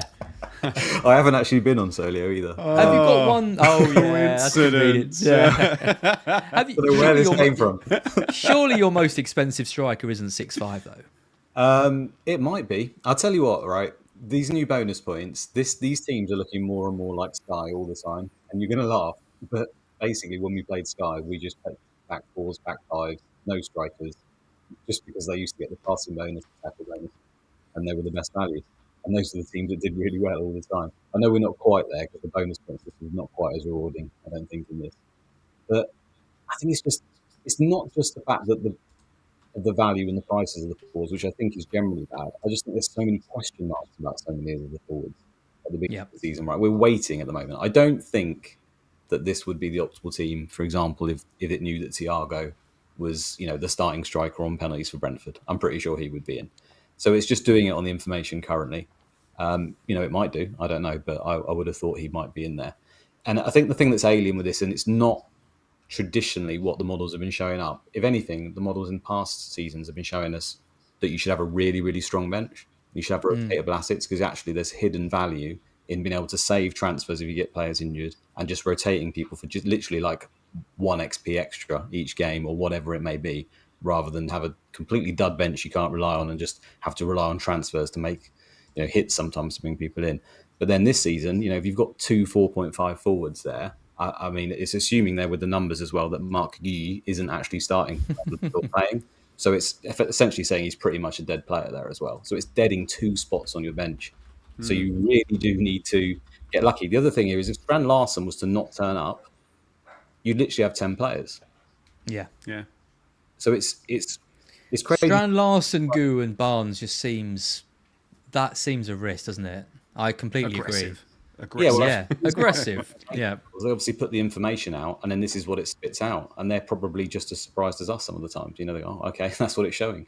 It's just that depending on who you are, you're more likely to follow it than maybe we are. But the maths is there ultimately. So it might be. I think this season you'll see, certainly from analytical circles, you will see almost certainly 1 dead spot as a forward, and now you can see quite possibly 2, depending on what transfer news we get. It's very balanced, and there's not any flexibility in this team whatsoever, is there? I mean, you talked about that, Andy, a couple of models ago. What do you do if a Watkins, a Gyökeres, I mean, even going up to a Solanke, a Pedro, or whoever, it's going to be quite difficult with this team because the money is so evenly distributed, right? Yeah, that's exactly it. And like Luke was just saying there, if you get one injury to Strand Larsen, you don't really know where you go because there's not a lot of players around his price that you're probably going to want either. Don't get me wrong, if we have a Perot or a Welbeck who actually does start and does well, then it's not too bad, or even Thiago. But if you're not, all the other good strikers are 7.5 or more, and even that's saying a lot. So Yeah, so it's quite an inflexible one, I would say. But I'm just wondering, Luke, with the models, would it take a little while, do you think, for these strikers where we know that they're going to be good after a couple of weeks? I know that's only a small sample size, but like, you know, these defenders at 5.5 or 6 million, they're always going to show up as kind of being better value. I think someone said it in the chat as well a little bit earlier about they're always going to show up as better value than, say, 6.57 million strikers. Do you think after 5-6 weeks in the league, that will start counterbalancing a little bit and we'll see the better value in strikers appearing? Or do you think this is kind of going to be a season-long trajectory that we see? I mean, it'll always adjust to what's happening. But I think, yeah, I mean, I've highlighted the comment there from Majestic. He's right. They're always going to predict that they're going to be high. I mean, we've already seen it, haven't we? When people have modelled last season's data, they're showing you that 5.5 defenders are outperforming a lot of midfielders and strikers. But you have to remember it is season-long data. And quite often what you'll find is that a forward, you know, in a nice favourable fixture run, will go on a little run of points and then not do much. And therefore, you know, you should be able to beat it in little subsections. You know, a lot of the time as well with not necessarily this team, but I think a lot of teams that are running really strong defences, you know, they might be predicted 4 points, you know, 4 points this game, 4 points this game, because they've got DEFCONs, 4 points this, whatever it is. But a lot of the time they'll have actually benched that player as well. So they're not actually even obtaining it, if you see what I mean. This is going to be the season we're going to bench more points than you've ever seen before, because you're just going to see rogue DEFCONs come from anyone. And you've started Stratton, he doesn't score, he gets 2 points. And, you know, you've put Rodon on the bench and he gets 3 points because, you know, he concedes or whatever and he gets a corner or whatever it is, yellow card, ends up with 3 points. And I think we're going to see that a lot. But yeah, going back to what he said, I think it will adjust, but ultimately the value does just look to be in defence and midfield. It's hard for forwards. I mean, Stratton Larsen got 14 goals last season. He didn't even get 150 points. Yeah. You know, I know he obviously had kind of reduced minutes and things like that, but it's tough for forwards. Sort of goals flying in left, right, and centre. What happens if we know that's been like an uptrend, that sort of clean sheets and goals have been flying in and they've been rare, but you know, you could just end up with a season that we've seen in the past where suddenly like defences are back on top. It could happen. I mean, it's just interesting that it's not the really attacking defence we're looking at now. You know, we've seen it in the past. We have Van Aanholt. I mean, there's Ait-Nouri, right? Ait-Nouri should be, you know, if he's a nailed on left back at Man City, bombing up and down that left wing, you know, we should all be getting really excited about it. Well, I think he actually would be in this team if you could put his minutes up. This is, again, if you were to adjust it, he is really actually quite favoured. His numbers were fantastic last season. So it's not like these players aren't options. And that is something where it would adjust, right? If Ait-Nouri's minutes are suddenly looking really, really strong, I'd be very surprised if he wasn't to start making. I mean, you already saw Gvardiol was in there, right? So I think Ait-Nouri would maybe take that spot. So I think there is definitely a balance. Shout out as well to Pedro Porro, because obviously with Maddison now out for about 7 months, did his ACL, which just awful. He's going to be on a lot of set pieces as well. So I think for 5.5 million, it's really interesting that they have a genuinely viable defender at all these price points. So they got Van de Ven at 4.5, Romero at 5, and Pedro Porro at 5.5. So it's literally kind of pick what you fancy. And you've gone for the worst one. No, I haven't. I've gone for Romero, and I think that's quite a nice little shout. But I don't like Van de Ven much. I think Romero is quite good. But if I could find an extra 0.5, I think Pedro Porro is a very, very good shout to start. You're not going to start the season with Romero. I bet you need an extra 0.5 from somewhere, and I bet you put him down. Don't you goad me into not changing my team. I can do whatever I want. As soon as someone is fun or different, Az berates them, right, and he wants them to pick the model or the popular pick, you're a contradiction, Az. Let him pick Romero and let him not beat me. Yeah. This is what's happening. I beat both of you last year, and you're not happy about it. Let's see who people think are going to win out of the three of us this season. Yes. Yeah. And can we tell them where we finished last year? Because that will help them make an informed decision. I don't think that's sort of bias. It's a new season. You know, you shouldn't be reflecting on past things. We can't all have had 13 green arrows in a row, whether it was Andy. Lovely stuff. So I need to do this poll. So if only Sneezy's just chucking in straight away, Luke. Sneezy Lasagna. Great name. Yeah, Luke. My boy, my G. What, Sneezy Lasagna? Yeah, I've always known. And while people are making this, we keep this poll going because now we're going to look at some projected points and look at who we're picking to be top scorers over the first 6 game weeks.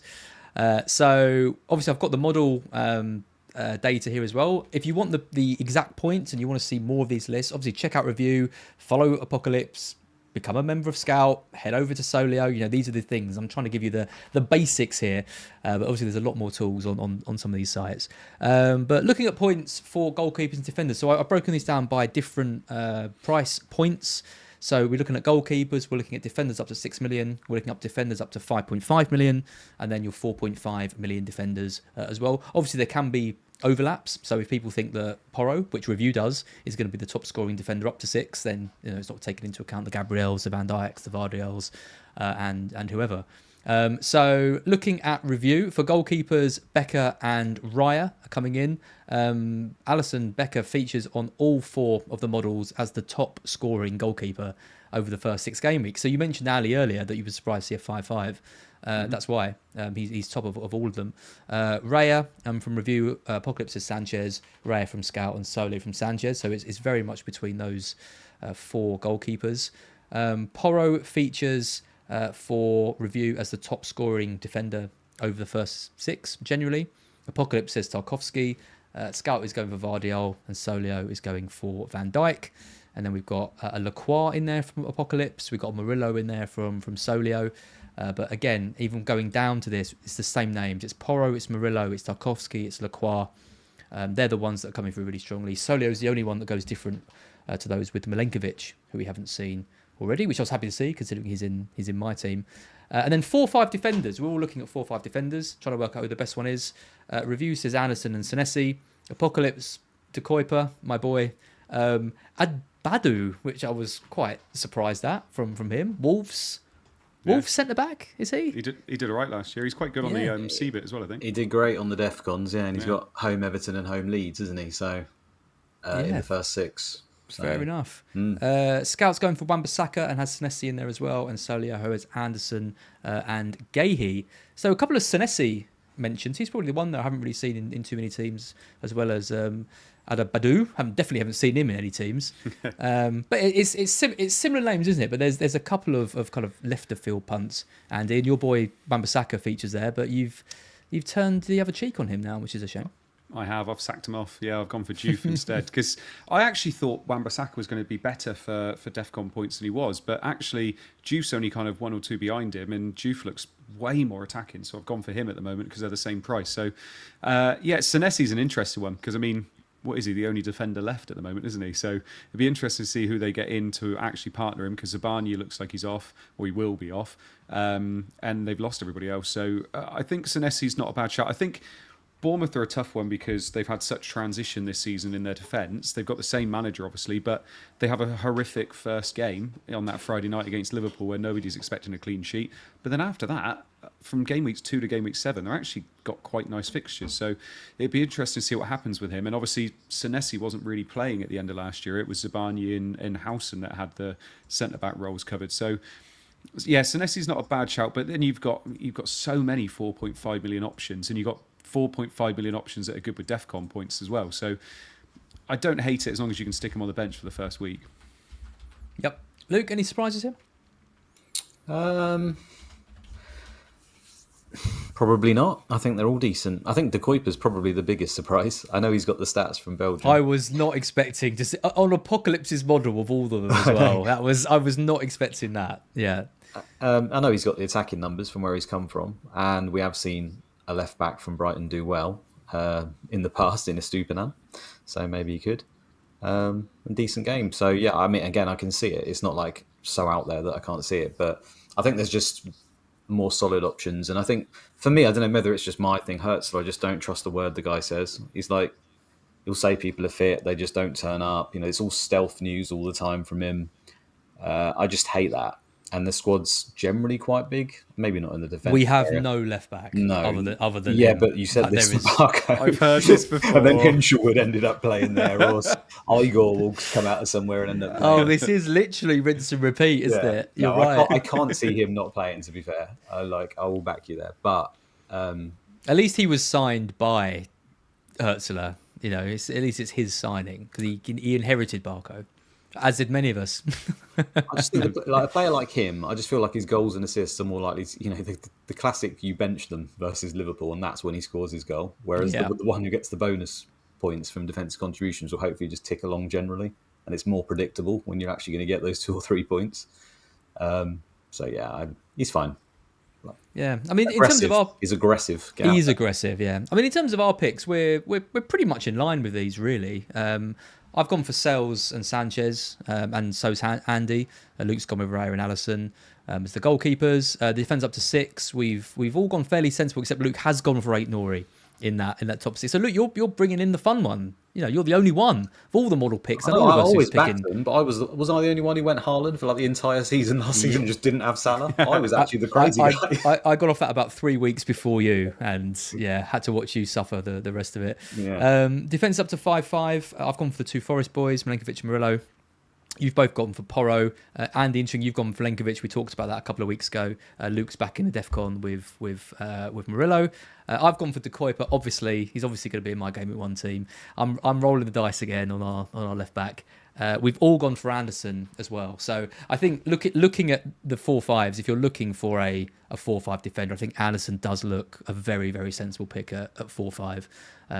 He's in two of the models. He's on all 3 of our picks. He features really well. So yeah, he looks a good one to go And for. I think they only got about 5 or 6 clean sheets last season. Yeah, Something I think like he I think about halfway through the season he suddenly started really hitting the high numbers for those DEFCON points, and I think he's one of the highest in terms of the overall percentages. So he looks very good. And Fulham's data was actually pretty good, I think, overall. Yep. So a bit of your favourite word there, variance, I think maybe. Variance, bit of variance. Yep. Let's take a look at some midfielders then. So here we have real differences really.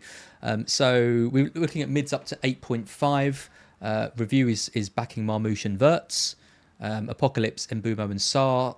Scout, I mentioned about the Man United midfielders. Scout is backing Kuna and Mbumo to be the top scoring mids, one after the other for midfield.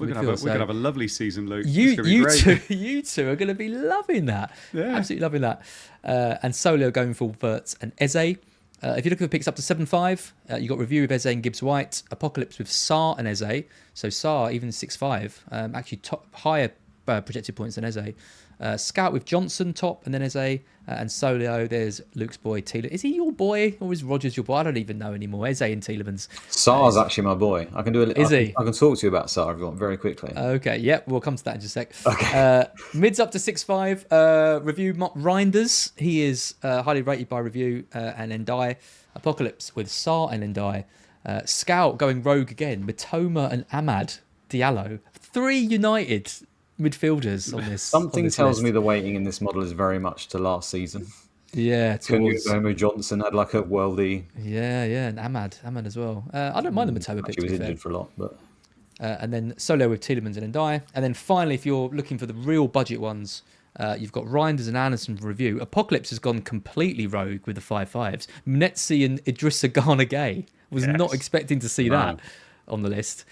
Scout with Anderson and Adingra. And then Solio with Anderson Casado. So Anderson really the key one there if you're looking for someone at 5-5. Come on then, Luke. Talk to me. Ismail Assar. He's top of your mids up to 6-5. You're still backing that Eze over him, though, if you're going with the 7-5. Yeah, but that's because he's got penalties and he's a different bracket entirely. Also, we don't know with Eze, do we? If he's going to move, so he's quite risky to actually even have him in there, to be fair. Going back to Sarr, it's just like, I was looking at the data just in preparation for here, and it just stood out to me that maybe some things that might surprise people about him if they haven't looked. So, mins per start for Sarr, I think there was like a perception that he got subbed off a lot. And I think generally as an attacking sort of wider player, you generally are more likely to get subbed than most other positions, aren't you? I think that's generally, that and fullbacks probably get subbed quite a lot generally across football. So it was 84.2 minutes per start he played, so it wasn't subbed that often and not that late. And, to give some context to that, Rogers was 83.8. So actually, he spent less minutes per start on the pitch. I know he started all of the games, Rogers Virtual 37, Andy said earlier. But he actually played less minutes per start than Rogers. So he's quite nailed when he actually starts the game.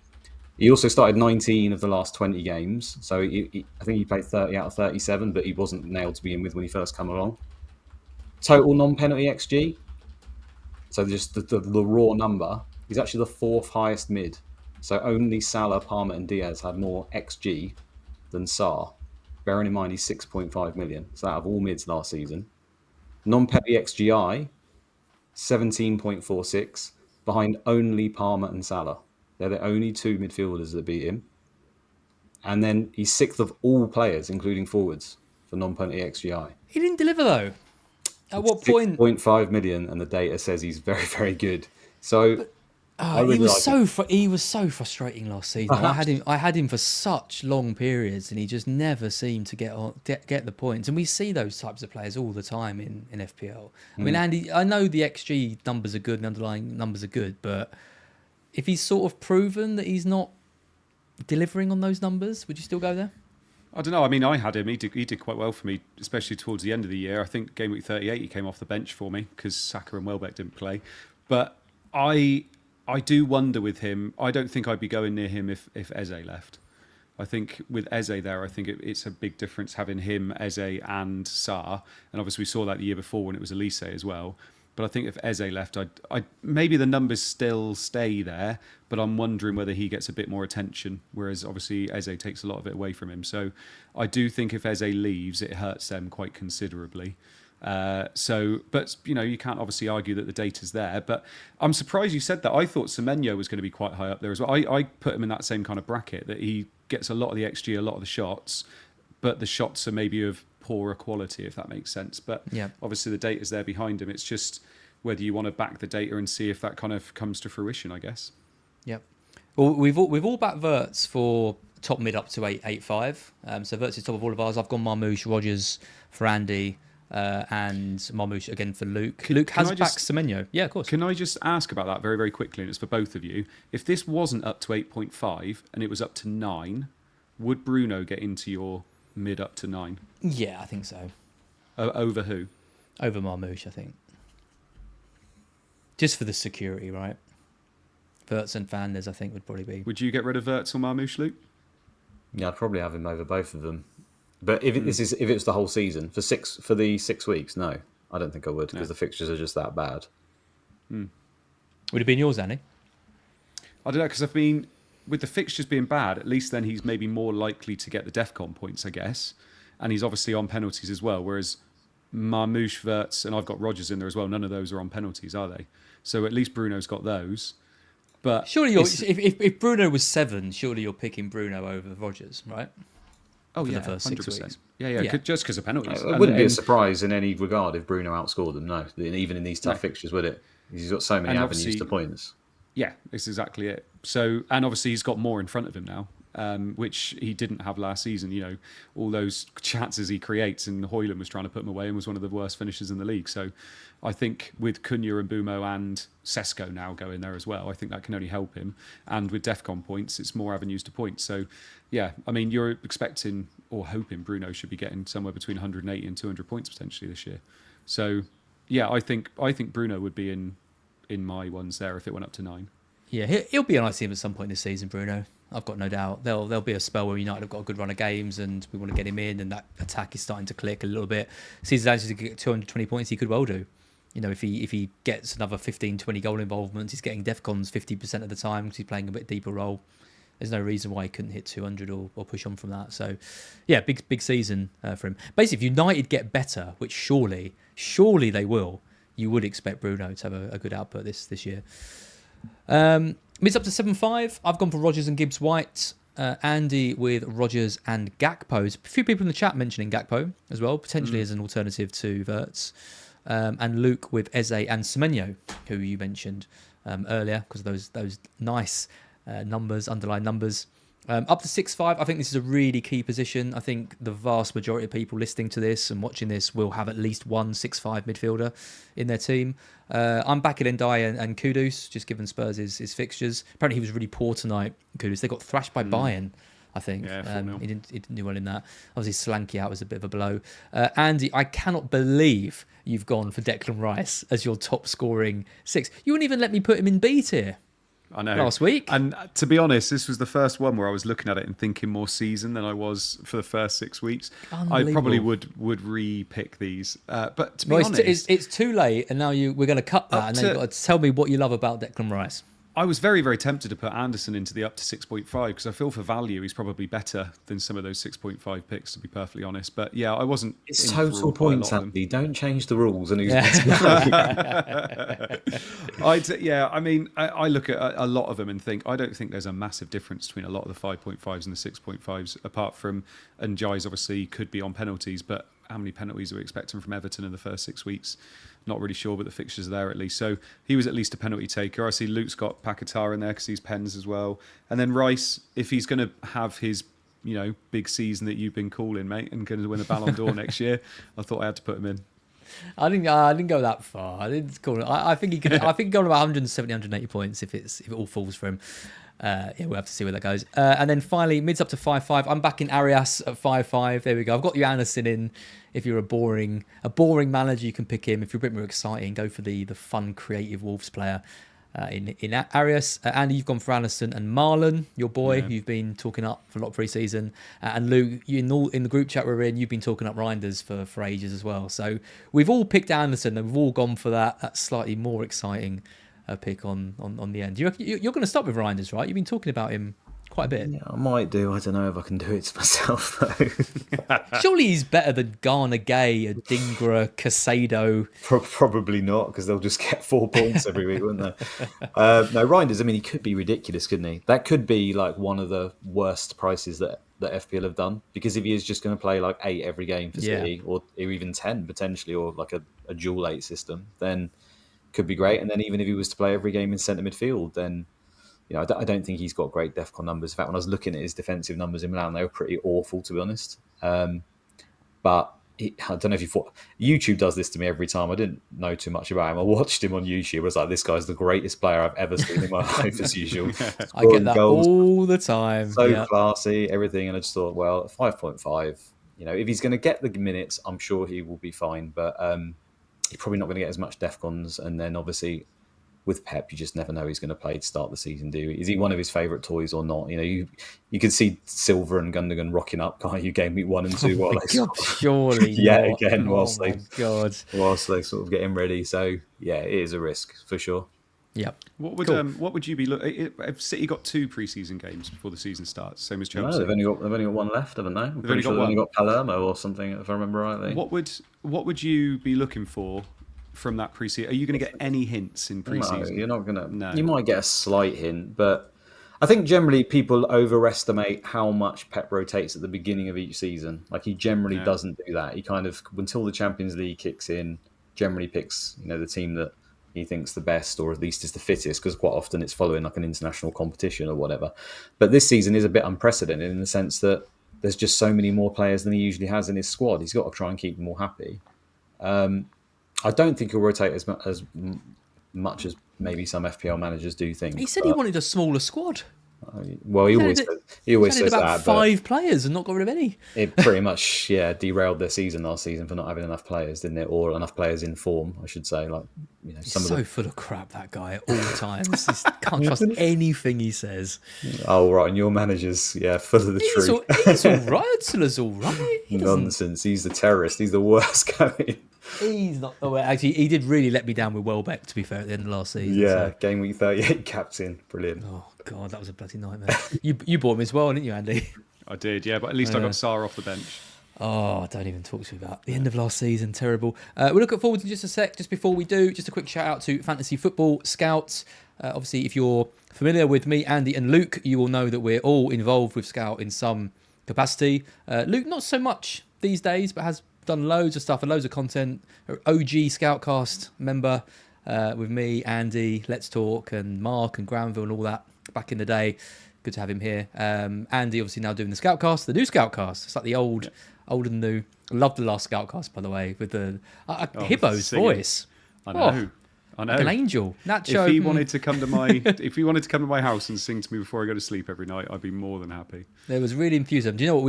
We tried things like those forfeits and stuff on previous Scoutcasts, and they went down like a lead balloon. But you guys really pulled it out the bag for that. So yeah, fair play. There's a 47% offer on Hot Scout at the moment, and it ends tomorrow. So if you are interested in a Scout membership, loads of great stats, the tables, the fixture ticker, rate my team, all this great stuff. stuff. Neil, the editor, does incredible articles that you wouldn't believe. You honestly do not get that stuff anywhere else. So check out Scout. There's a QR code on the screen. Give that a zap, or there's a link in the description, and you can get nearly 50% off your membership. And you lock that price in for life as well, so it will never go up. Predicted lineups from Scon to Rigger before every week are so ridiculously accurate as well. They're so good. So yeah, it's worth it just for that, I would say. Yep, completely agree. Right, forwards. Final thing before we finish for the night. This is the top predicted forwards for game week 1 to 6. The models are all backing Watkins to be the top scoring forward up to 9 million. Interesting review goes for Gokares, Apocalypse and Scout both go for Bowen, and Solio goes for Ekatike, who we haven't really talked about tonight. But I saw that and I was like, yeah, fair enough. I can absolutely see that happening if he starts the season strongly. If you're looking for one up to 8, interesting review goes for Thiago. So he's going for Thiago over the 7.5 assets and over Bowen as well. So Thiago there with Wood, Apocalypse with Bowen and Visser. I think that's probably him still at Brentford and going to move it. Maybe looks like he's moving to Newcastle now. I've seen some rumours about that. Scout going for Bowen and Wood, and Solo doing the same but in the other order. And then up to 6.5, you've got review obviously with Thiago and Strand Larsen. Apocalypse with Pirot as the top scoring 6.5 option with Welbeck second. Scout with Strand Larsen along with Solio. And Scout's backing Welbeck and Solio is picking Thiago. A lot of Thiago love, Luke. Yeah. What's that about? Yeah, the one on review's my fault because I'd upped his minutes and put his pen share at 100%, so it's just completely destroyed the actual accurate data. Good. It's good to know that you're contributing positively to this this analysis of the models. Right, so Thiago will be in all your teams of Worcester Move, surely, at 6 million up front, pens, then fixtures. Andy, will he be in your team? Thiago? Yeah. Don't say no. Don't embarrass me. There you go. Az? No, he's not in my team. For fuck's sake. Chat, will you have Thiago if Worcester leaves? And if not, why not? If Worcester leaves and he's on pens and he's only 6 million, I think that's banging. That's all you need. That's all you need. Yeah, I mean, it's not bad. I mean, I've got Bowen and Wood up top. Would I go for Thiago over Wood? Well, it's not just that. It's the 1.5 million as well, isn't it? I was going to say it's an extra 1.5. I suppose. I mean, I could. I mean, the player that I really do want is Look Marmoush. at the chat. Yeah, maybe, yeah. I mean, I could do Wood down to Thiago and then Rodgers up to Marmoush. That would make me quite happy, actually, because I love the idea of having Marmoush. But like Pangin says, I don't know anything about Thiago. Like, he hasn't even played in the league. He could be absolute cack for all we know. Oh yeah, and you've got Arias in there because you watch him every week. Top creator in the in the Club World Cup, so Scout told me that one time. Yeah, true. Yeah, but Arias isn't in my team. I mean, that's the point. I'm probably not actually going to go for Arias. To be fair, he's been out for with a horrendous injury for a year, and he could just be finished, couldn't he? We don't really barely seen him play. So finished before he's even begun. Should just be. Yeah. But, the data suggests before he came that he was signed to replace Tony, wasn't he? Yeah. Big season for him. I guess Brentford generally pretty good at signing players. So yeah, they are. But Keith Andrews, like Andy said earlier, Keith Andrews is the fixtures are decent. The fixtures are decent with him.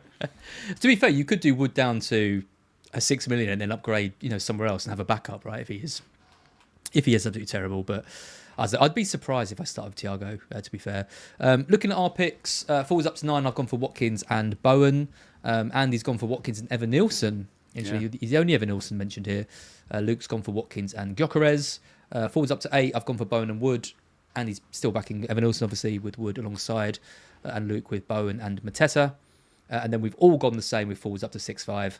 I've gone for Strand Larsen, so's Andy, so's Luke. And then we've all backed Thiago. So Thiago does feature very prominently in these, as does Strand Larsen. I think 6.5 as Strand Larsen is a bit of a steal, to be fair. I think we really want him on penalties, don't we, though, just to make him just that extra bit better. Yeah. Who'd be taking him? Arias is rumoured to take him if he doesn't take him. Is he? Yeah. It'd be one of those. Pick? He's got a really good record, apparently. So and Strand Larsen's only taken 3 in his career, I think. He scored all 3, but I think he's only taken 3, so he's not exactly got pedigree. But but I know for a fact that it's modelled in at the moment that Strand Larsen's got the majority share for penalties. So I think if they aren't with him, he wouldn't be quite as favoured.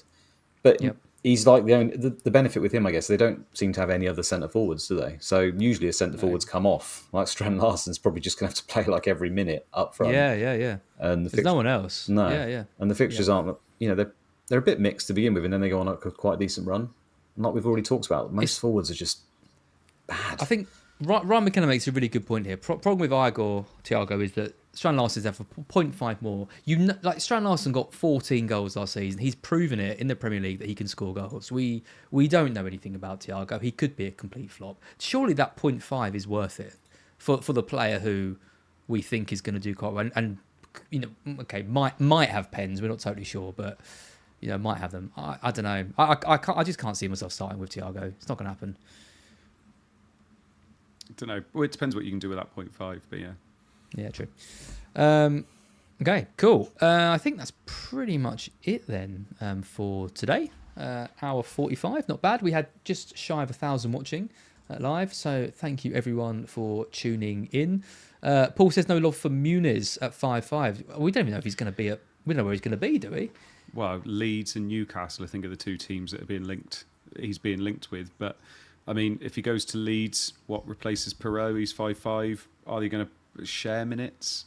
Like, is he going to be the first choice? I don't know. I was big on Muniz a year and a half ago, and then Jimenez took over again, didn't he? Yeah. I don't think Fulham like him that much. I don't think he's what Leeds need.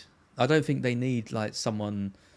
They want like a clinical finisher. I think don't they? Fulham fans are saying that Muniz has basically replaced Jimenez now. They think that Muniz will start the season.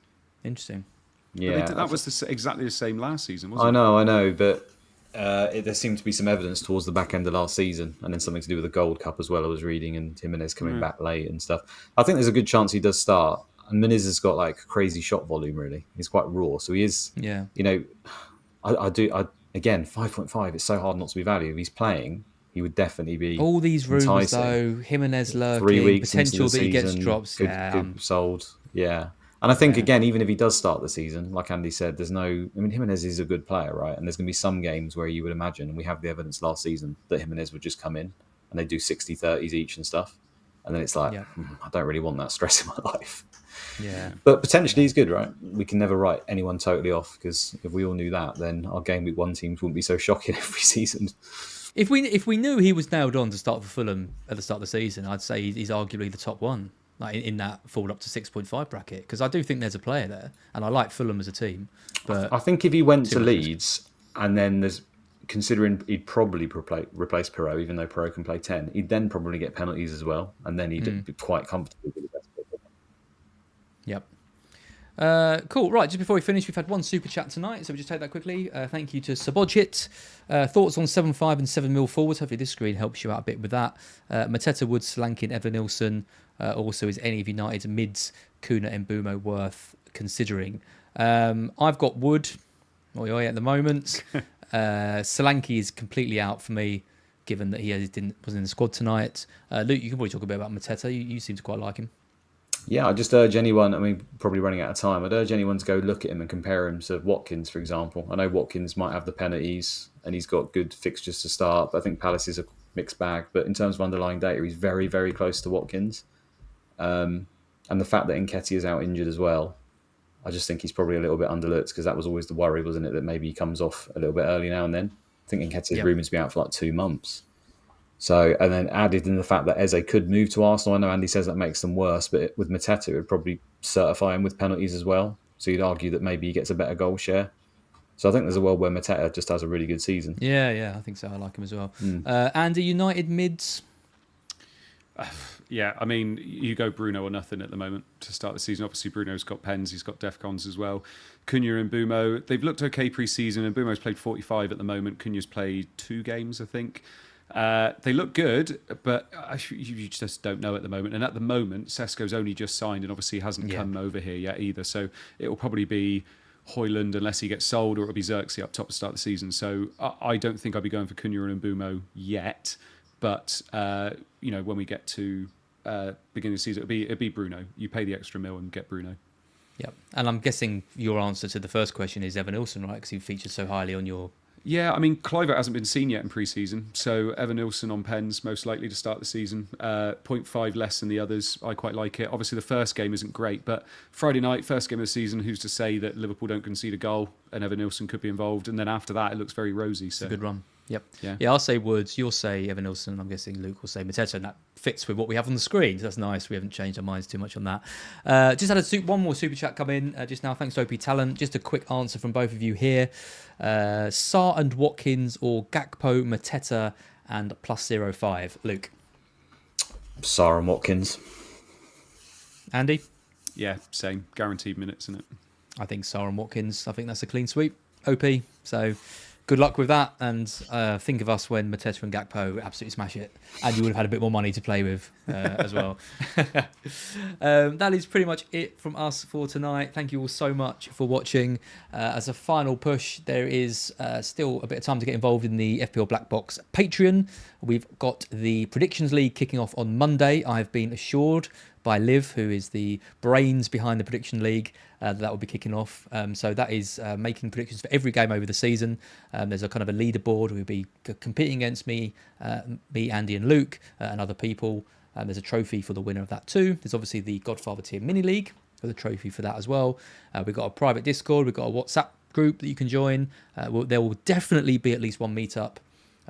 So we'll be meeting up in London somewhere, and also you'll be supporting the channel as well. So again, there's a QR code on the screen. There's also a link in the description.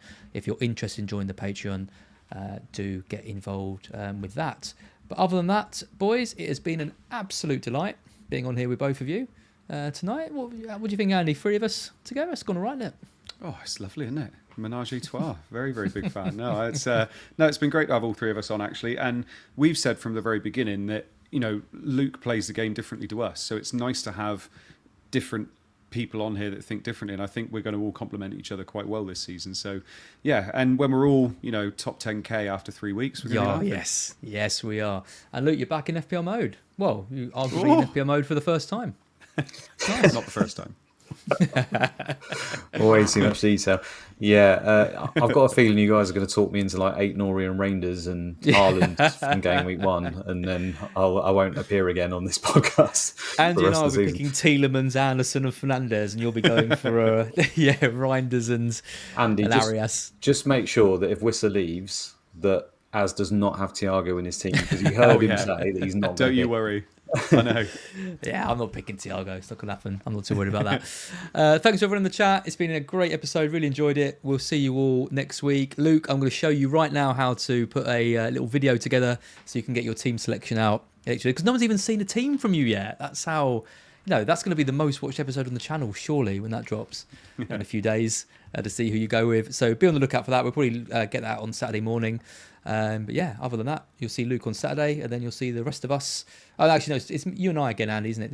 It is. Next week. Yeah. So you see Andy and I. And then Luke and I are doing the late tackle. So we're doing that Thursday night before the season starts on Friday. Do like and subscribe if you've enjoyed this. Do give us a review if you're listening on pod. Yeah, and we'll see you on the next one.